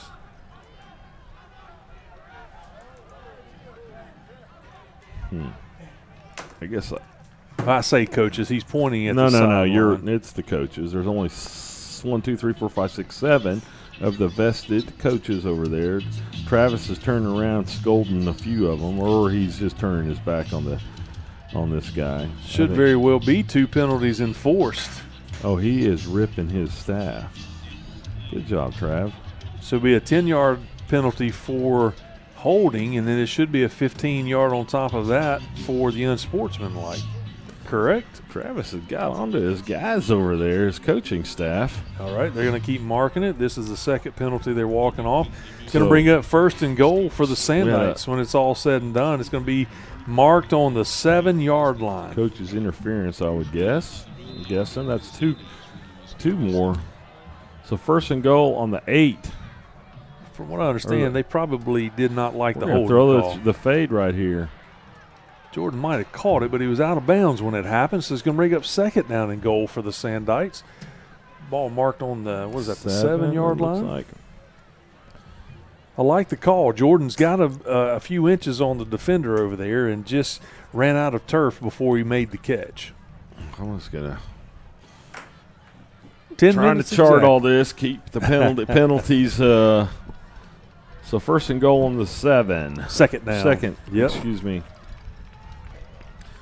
Easton's going to take the snap. Ollie's going to stay underneath, and a little like a miscommunication there between Tristan Birmingham and Easton. Threw it to only the defender was in that area, so it's going to bring up third down and goal now. Those are the miscues we're not used to over the last 4 weeks, and so it's interesting to see that it's happening multiple times. Yeah, I agree. 9:56 on the. Looks like the referees are asking the crowd, the fans, to move out of the way. We got somebody inside the fence, a couple guys inside the fence. Oh, I do see that. I see Maybe some media down here, but the referees are Well, the asking media, somebody to slide over. I think the camera can be inside the fence, but the 2 or 3 other guys probably need to be on the other side of the fence. They're not moving very fast. No, they're not. That's all right. Got one of the safety officers down there. They're going to get them out of the way. All right, when it's all said and done, 3rd down and goal from the 7-yard line, 9:56 to go in the game. See, we got to get a touchdown, Chris. We need one. This is bottom line. So they're going to move Goodman across the – we're going to throw it. Oh, my gosh, he's wanting a holding call. Birmingham is looking for a holding call. Ruffers are getting a little bit cocky there, Yeah, a little bit unsportsmanlike as they're making plays. He really didn't do anything except hold us. He's posing in front of the camera. That's all he wants is his 5 seconds of shame. That's a rollout that we don't do often, but I like seeing Easton on the move there. I think that's something we can look forward to in the future. Yes, and you notice that he throws better on the run when he's going to the right side. It certainly seems like it. So now they're going to walk up man-to-man, just bring some pressure. Bump and run type of. He's going to throw a fade, and we're going to let Forbes go over the top and make the play. Give us a touchdown. Yes, sir. It is a touchdown. There we go. There was pass interference with that, but Dom Forbes comes down with a big catch. He was confident. I mean, Dom came up confident, like, "Hey, man, I just took you to task. I just took you to task on that, scored over you, and you still interfered on me." So, and there's that Easton Webb, Dom Forbes connection. That continues the streak. I think it's been every game. You know, I also, as a former player too, so I can speak into this, that when the defender raises his hand like I didn't do anything, it usually says that he's guilty about something. Yeah. But Dom went up and got the catch, and so we're going to have Copeland come on for the extra point. Well, that's like, I mean, I love how you throw the fade right there. It's quick snap, we're throwing it, and go defend it the best you can. And kick is up and good. So with 9 minutes, 47 seconds to go in the game, the Sandite score again. The score now is 41-21. So we're down to 20-point lead.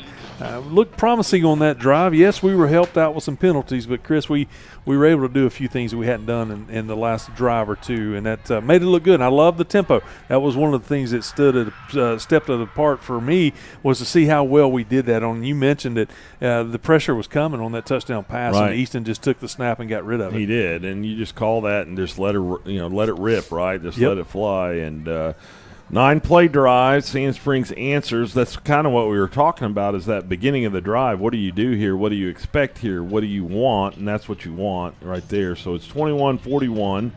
Sand Springs is down by 20. Still in this game. Let's call that like it is. I mean, still in the game, and the Red Hat's out on the field, so we're going to take a longer than normal timeout here. Well, we got a minute, Chris. Let's go over a couple of community calendar events we got going on in the community and at school.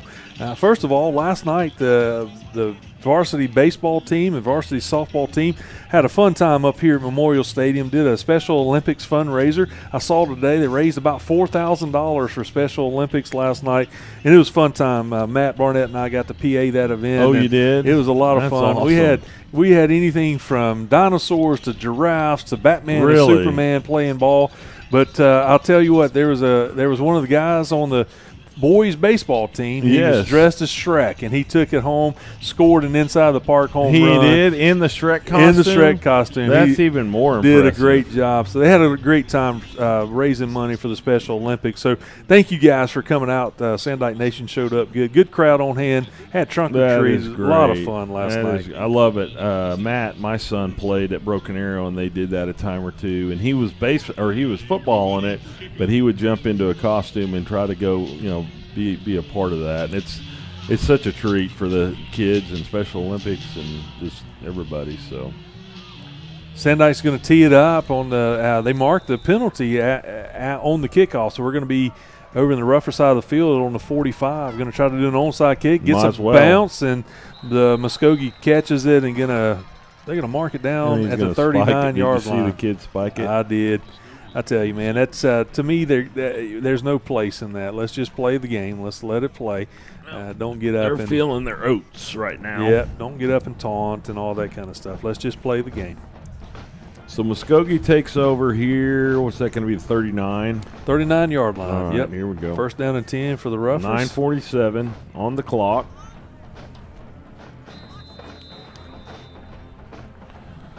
Our defense needs to come up with a big stop right here, man. This would be a So good number time. 90's in there, like you said. Jaden Allen's there. Fish is back out on the defensive end.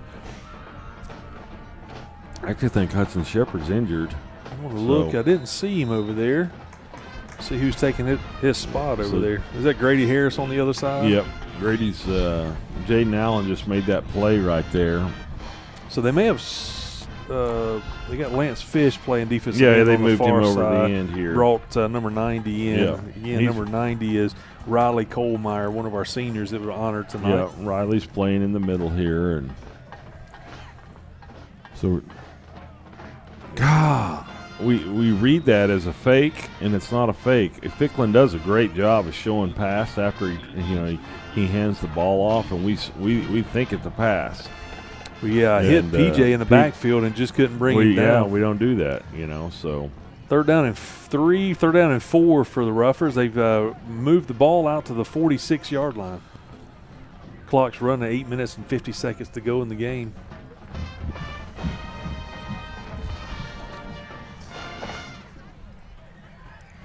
They're not in a hurry. Taking their time now. Play clock's down to 6 seconds. Hand off to PJ up the middle. Pick up the first down for the Roughers. Getting ready to get a heavy dose of the run game here. I would imagine so. I don't know why you do anything else. So clock's going to continue to run for the rest of the drive. I don't imagine they're going to put it in the air unless they just want to catch us off guard and score on a play or try to score on a play. We're going to just watch the PJ Fickling show right here. It's getting ready to happen. So you'll see different formations, but that's basically what they're going to do, and here it comes. Stop him at the line of scrimmage. He bounces up the middle and picks up a good 3-4 yards down the field, even though he's marked in the back or hit in the backfield. Right. Got another event coming up. If you guys in town tomorrow, would love to invite you to go down to the Rib Crib where Sand Springs Community Services going to have a fundraising breakfast, Chris. So we've been talking about this for a few weeks. You have more than I have, but you got me fired up. I'm thinking about going. It's from 7 to 10 tomorrow. You will not be disappointed. It's a good breakfast. But go down to Rib Crib. They supporting fundraising Sand Springs Community Services. It's finally here, isn't it? It is. Yeah.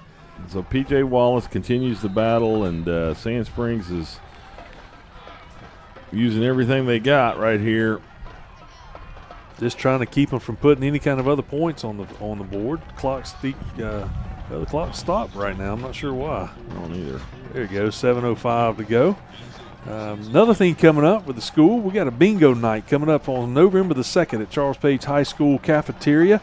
It's for benefiting the Indian Education Program. We've got some Indian tacos, some bingo, and some baskets that you can bid on and raise some money for a great program inside of our school district, benefiting Indian education. So 3rd and 4 here. Ficklin is going to just scramble out here. I think it was a broken play, and he's got a lot of room, and he just Christian Freitas forces him out of bounds. Stiff arms Freitas to the ground as he goes out of bounds. So he's going to pick up a first down, going to bring it inside the 30-yard line, going to mark the ball to 29, where they're going to take over first down and 10. Also tomorrow, we mentioned it last week, but our cross-country team is going to be in a regional match tomorrow, and you'll have you guys to go and support our cross-country team. A lot of good kids on there running a lot of good cross-country track. So tomorrow they get to have their regional match, so it'll be a lot of fun to see what happens there. All right, so Muskogee first down, hand off to Wallace up the middle, meets Brock Odell, the safety. Nice pursuit by Jaden Allen all the way back for another Muskogee first down. Pick up 12 yards on that play. Going to take the ball down to the, looks like about the 17-yard line is where they're going to mark the ball. one of the things coming up in our community is Boo at the Box, where we got on Halloween night from 4 to 6, got a place downtown Sand Springs that you guys can take your kids and have a good time on Halloween night at 4 to 6 down at the Triangle, that area downtown Sand Springs. So be sure to be a part of that next Thursday night from 4 o'clock to 6 p.m.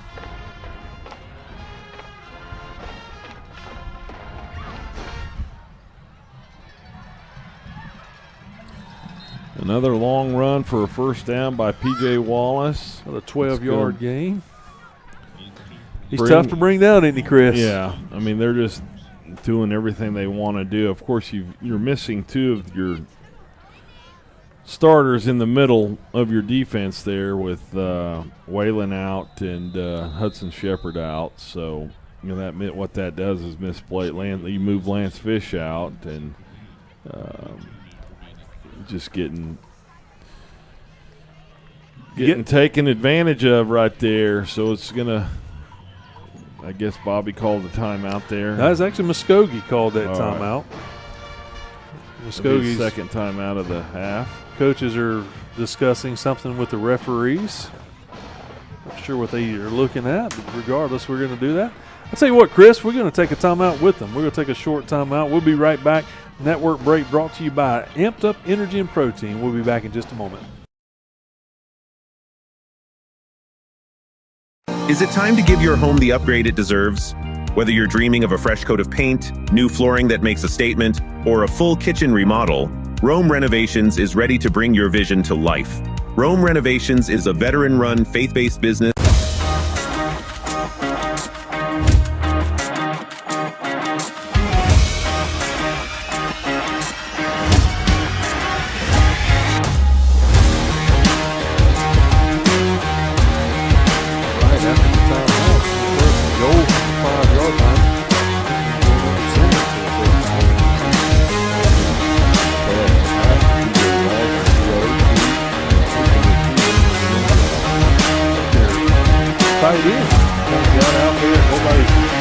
With him, he was wide open the back of the end line. 5 minutes and 46 seconds to go in the game.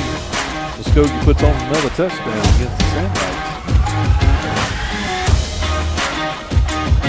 With the extra point pending, it's 47-21. Looks like they're going to continue to go for two since they missed about at least 2, if not 3 extra points already. So they're going to put it in the hands of Fisher and company and bring on a 2-point conversion.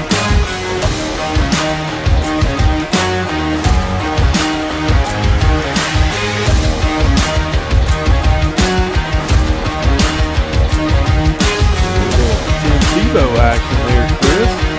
Looks like he's going to run and step back for a little jump pass. Successful 2-point conversion. So with 5:46 to go now, the score is up. The Roughers are up 49-21 over the Sandites.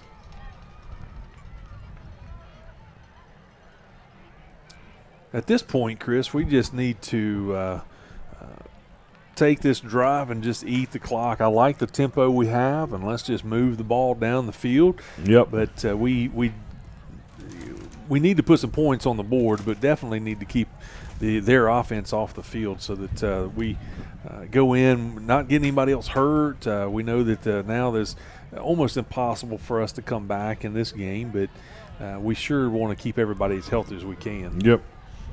Because the next 2 district games are just as important, and they're going to be a little bit tough. It's going to be tough. We got to make sure we stay healthy for it, and just want to make sure that we're at our best going into the last 2 regular season games. Absolutely.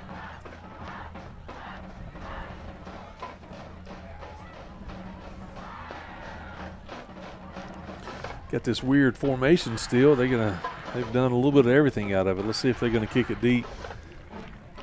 Kick it deep. Looks like Dom Forbes is going to. Alex is going to take it back there. He's got a little space on the left side, but he's going to be brought down to 33-yard lines where they're going to mark him, maybe 32 and a half. 5:46. Sand Springs is going to take the ball over on their 20 or the 33. 33, they did. Yep, they were back and forth where they were going to mark it, but they got the ball laying at the 33-yard line. Thank our sponsors real quick. We got our corporate sponsor tonight, Lead Dash. We thank you guys for being our corporate sponsor again tonight. Thank you for always pouring into the athletic department and the kids here for being our corporate sponsor. We do appreciate your support. Hand off to Ollie McCoy. Goes up the middle for about 3 yards, 2 yards. He's running hard. It's good to see him back running full speed this week. Well, you're going to need him the rest of the stretch run for sure. Still got a little tender step to him right there, so it would be interesting to see how he finishes out this game. I know it's senior night at home. He wants to show out for the crowd. He runs into his own man in the backfield, going to be tackled for a loss. Bring it back for a 3rd down and 9 for the Sandites. They're going to mark the ball at the 34-yard line. So the clock continues to move at 4:55. Easton Webb's waiting to get the call in from the sidelines. Here we go. It's 3rd and 9. Should look for a slant or we're going to hand it to Ollie here in the right up the middle. Pick up about a yard, maybe 2 yards on that run and play on the left-hand side. 4th down and 7, 4th down and 8 yards. See if Coach Klink's going to keep the offense out there or send the punt. Here comes the punting unit. Let Dawson Puckett put it on his foot, maybe flip the field. May also have an opportunity to see a trick play right here, Chris. You never know at this stage of the game with the clock running at just over 4 minutes to go in the game. So Sand Springs has had 4 possessions in the second half. 3 of them have been forced off the field by a punt. High snap. Puckett gets it. He kicks it. Another good kick. Nobody back receiving the ball. And what a roll for the Sandites. Keep rolling, baby. They're going to down the ball. Little sign of respect that Travis Hill and Muskogee Ruffers show that, hey, we're not going to return it. You guys just punt it as far as you can. And 3:43 left on the 4th quarter clock. Muskogee's up 49-21. Didn't quite turn out to be the game that we were hoping for. Muskogee looks good, looks powerful. So the returning state champions in our division, so they have a right to look good, and so they are adding up to what they portray on paper. They look like they can make another run for it. Well, they bring their guys back out. It's their entire starting crew. You got Ficklin and P.J. Wallace in the backfield. I'm sure it's going to be a little more dose of that, but probably nothing more than that. So, but you're going to have to tackle him. We got to make a tackle. Get off the block and make a tackle. He does stay in bounds. I see number 29 is in the game now for the Sandites. That's going to be Cameron Foster. Looks like number 20. Probably getting some seniors in there. 23's on the other side. Joseph Farmer. Yep. Alex Dudley's coming out for a break. Yep. Probably putting some seniors in. See, is that Gage? Jonathan Rowe is in the middle. Yep. Number 35. Gage Gunn's in the game. Got a couple guys on the. Trey Pope's out playing cornerback. A little strip fumble in the backfield. Grady Harris took it away from him, going to land on it, so the Sandites are going to get another offensive series. You got to love that by Grady in regards to not taking a play off or not slowing down. Yep. Stays aggressive. He ends up adding a little strip fumble, like you said, to his stat line. Yes, sir. As a sophomore defensive end, you got to applaud that. Really love it. He was not fooled by the little play action spin around, whatever that was. He stayed true to his assignment and was able to make a collision and reach in and strip the ball. So the Sandites are going to be 1st down and 10 from the 19-yard line. So Easton Webb's back in. He's going to throw it.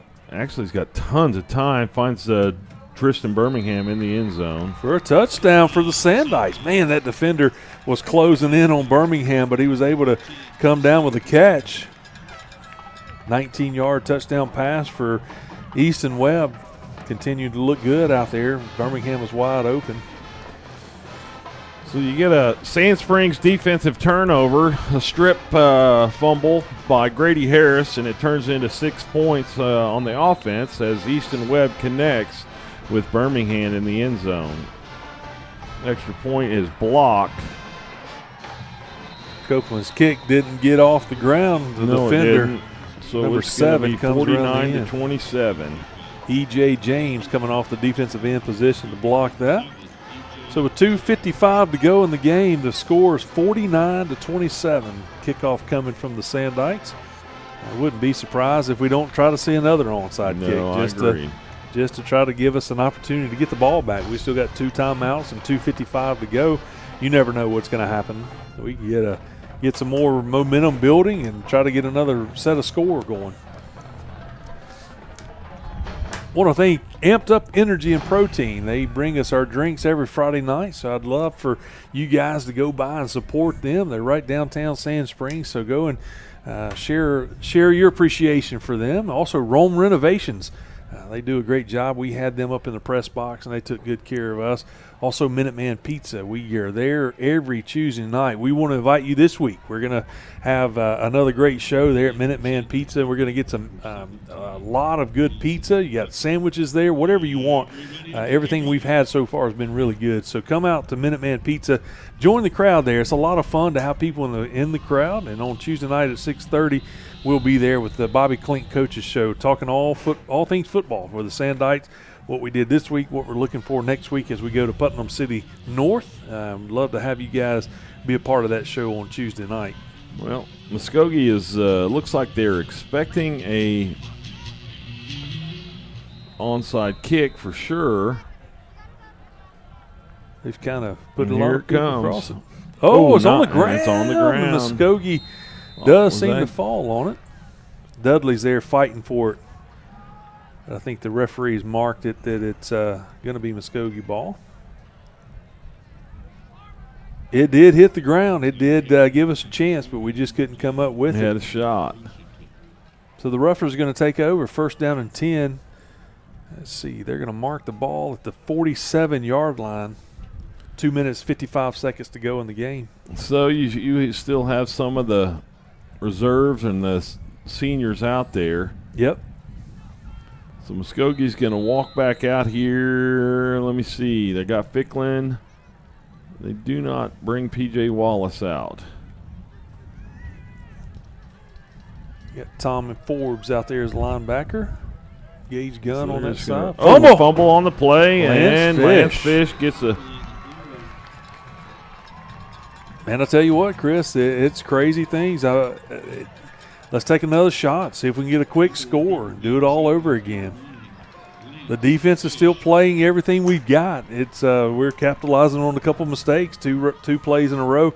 Sandites force a fumble, and now we're going to start 1st and 10 for the Sandites. The ball is going to be marked on the 43-yard line on the right side of the field.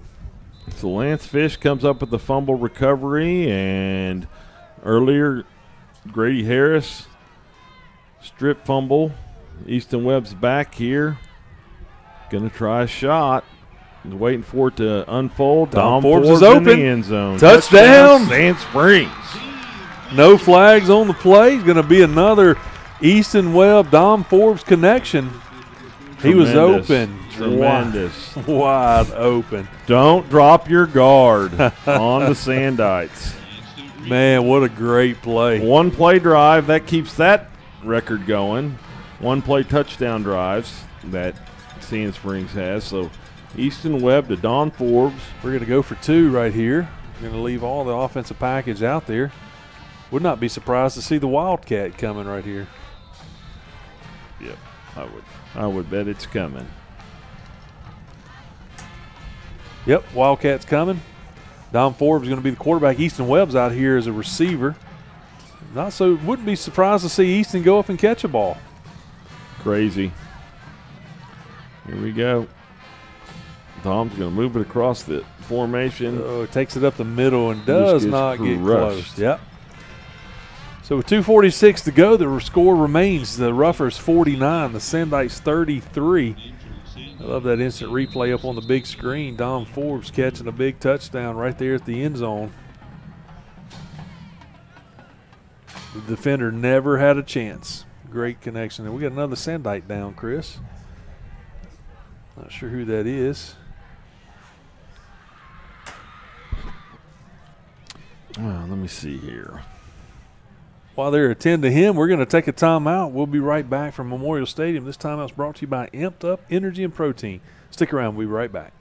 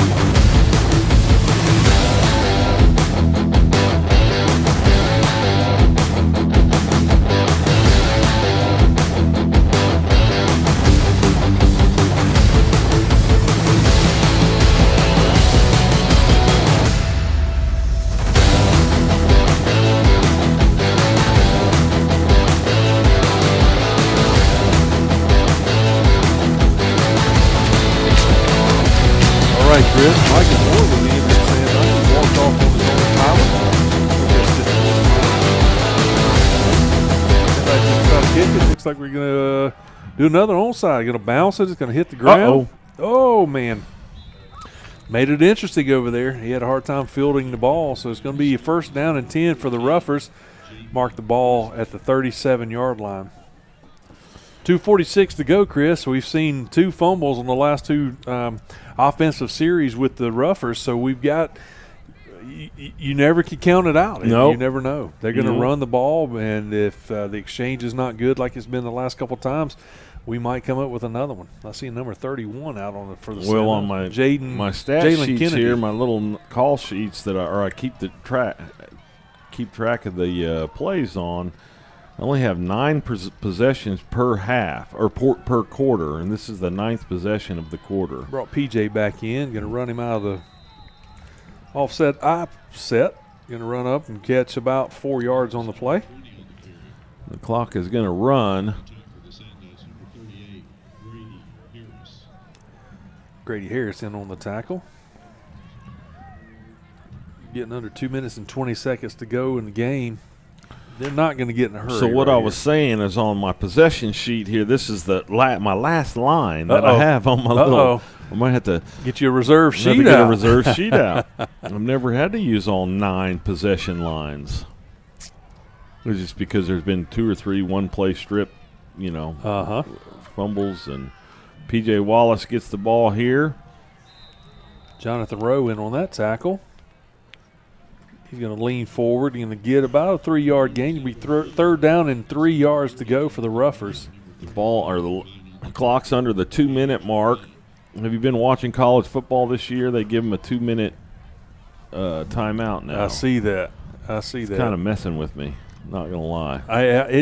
To me, I think it works for time, but sometimes it's a momentum killer. You got the rhythm going, and if you pull up and stop for a 2-minute timeout, it's not always good. So with 7 seconds on the play clock, they're going to hand off to P.J. Wallace, and they're probably going to get the first down. Let's see. He stepped across. Yep, they're going to give it to him. First down and 10 for the Ruffers. They're going to mark the ball at the 47-yard line with 1 minute and 15 seconds to go in the game. So that'll probably be it. They're going to be able to run the clock off here. And I tell you, we've had a few big running plays, but to watch Jaden Allen and that defensive line, number 90's out there. They're firing off on all cylinders, Well, trying to make a stop. It's a tough ask for any of our guys up Go front. all the way back, to the Grady Harris fumble. Yep. I mean, these guys were down by 28 points and decided they were still going to give all their effort and, get a turnover there. So it looks like they're going to just take the victory formation with Yep. 35 seconds to go.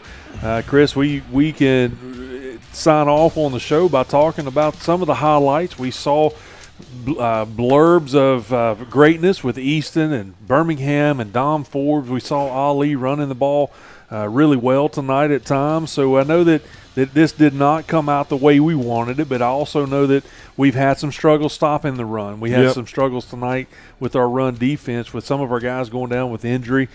We know that we've got some things that we got to work on to finish out this season, and just hope those injuries are minor. So what do you look at tonight? What do you take away from tonight? Well, you got to shore some things up, especially on that defensive front. That's what I would say. And, I think your offense showed, like you said, some signs of greatness and some signs of what we know we can do. Hopefully a couple of the injuries that we saw happen don't impact us as we move forward here, especially with the guys, like Waylon and Hudson. Yep. So you want to get those guys back, because it doesn't get – I mean, you've got two formidable opponents coming up, So Putnam City North and Sapulpa have each gotten better, and you want your guys hitting on full cylinders. But, your offense has shown that they can score some points tonight. Defense just couldn't stop the running game of Ficklin and P.J. Wallace. That's going to remain the headline for tomorrow's paper. I promise you. Watch. Yeah. P.J. Wallace scores 4 or 5 times tonight. So speaking of, I know that Putnam City North and Sapulpa played tonight. We don't have that final score with us right now, but those two were undefeated in the district. Us and Muskogee were. So we are now 1 loss in our district. So one of those guys are going to have 1 loss, and yet we all play each other the next 2 games. Right. So it's going to be fun to see how that plays out. We travel to Putnam City North next week. Would love you guys to come and be a part of that. We know that it's a trek down toward Oklahoma City, but man, the Sandites need you. We need you there. We need you to pull us on to victory. And as always, if you can't make the road trip, we would encourage you to tune in right here on this channel. Next Friday night, we're going to go live about 6:30 for our pregame show. Kickoffs at 7, where the Putnam City North versus the Sandites. Regardless, we need you to cheer us on next week so we can come back and get on our winning streak. And then it's the Highway 97 rivalry in 2 weeks, and we definitely need you in the stands down in Sapulpa. That's a game that we can't do without you and don't want to do without you. Be there, be a part of that. Chris, anything final thoughts as we get ready to sign off for tonight? that's all. Hey, we just, like you said, we need you to travel if you can, and hopefully the Sandites get a little healthy next week, and we'll know Tuesday, I'm sure, for the Bobby Klink Coaches Show. Yep. But that's all I have.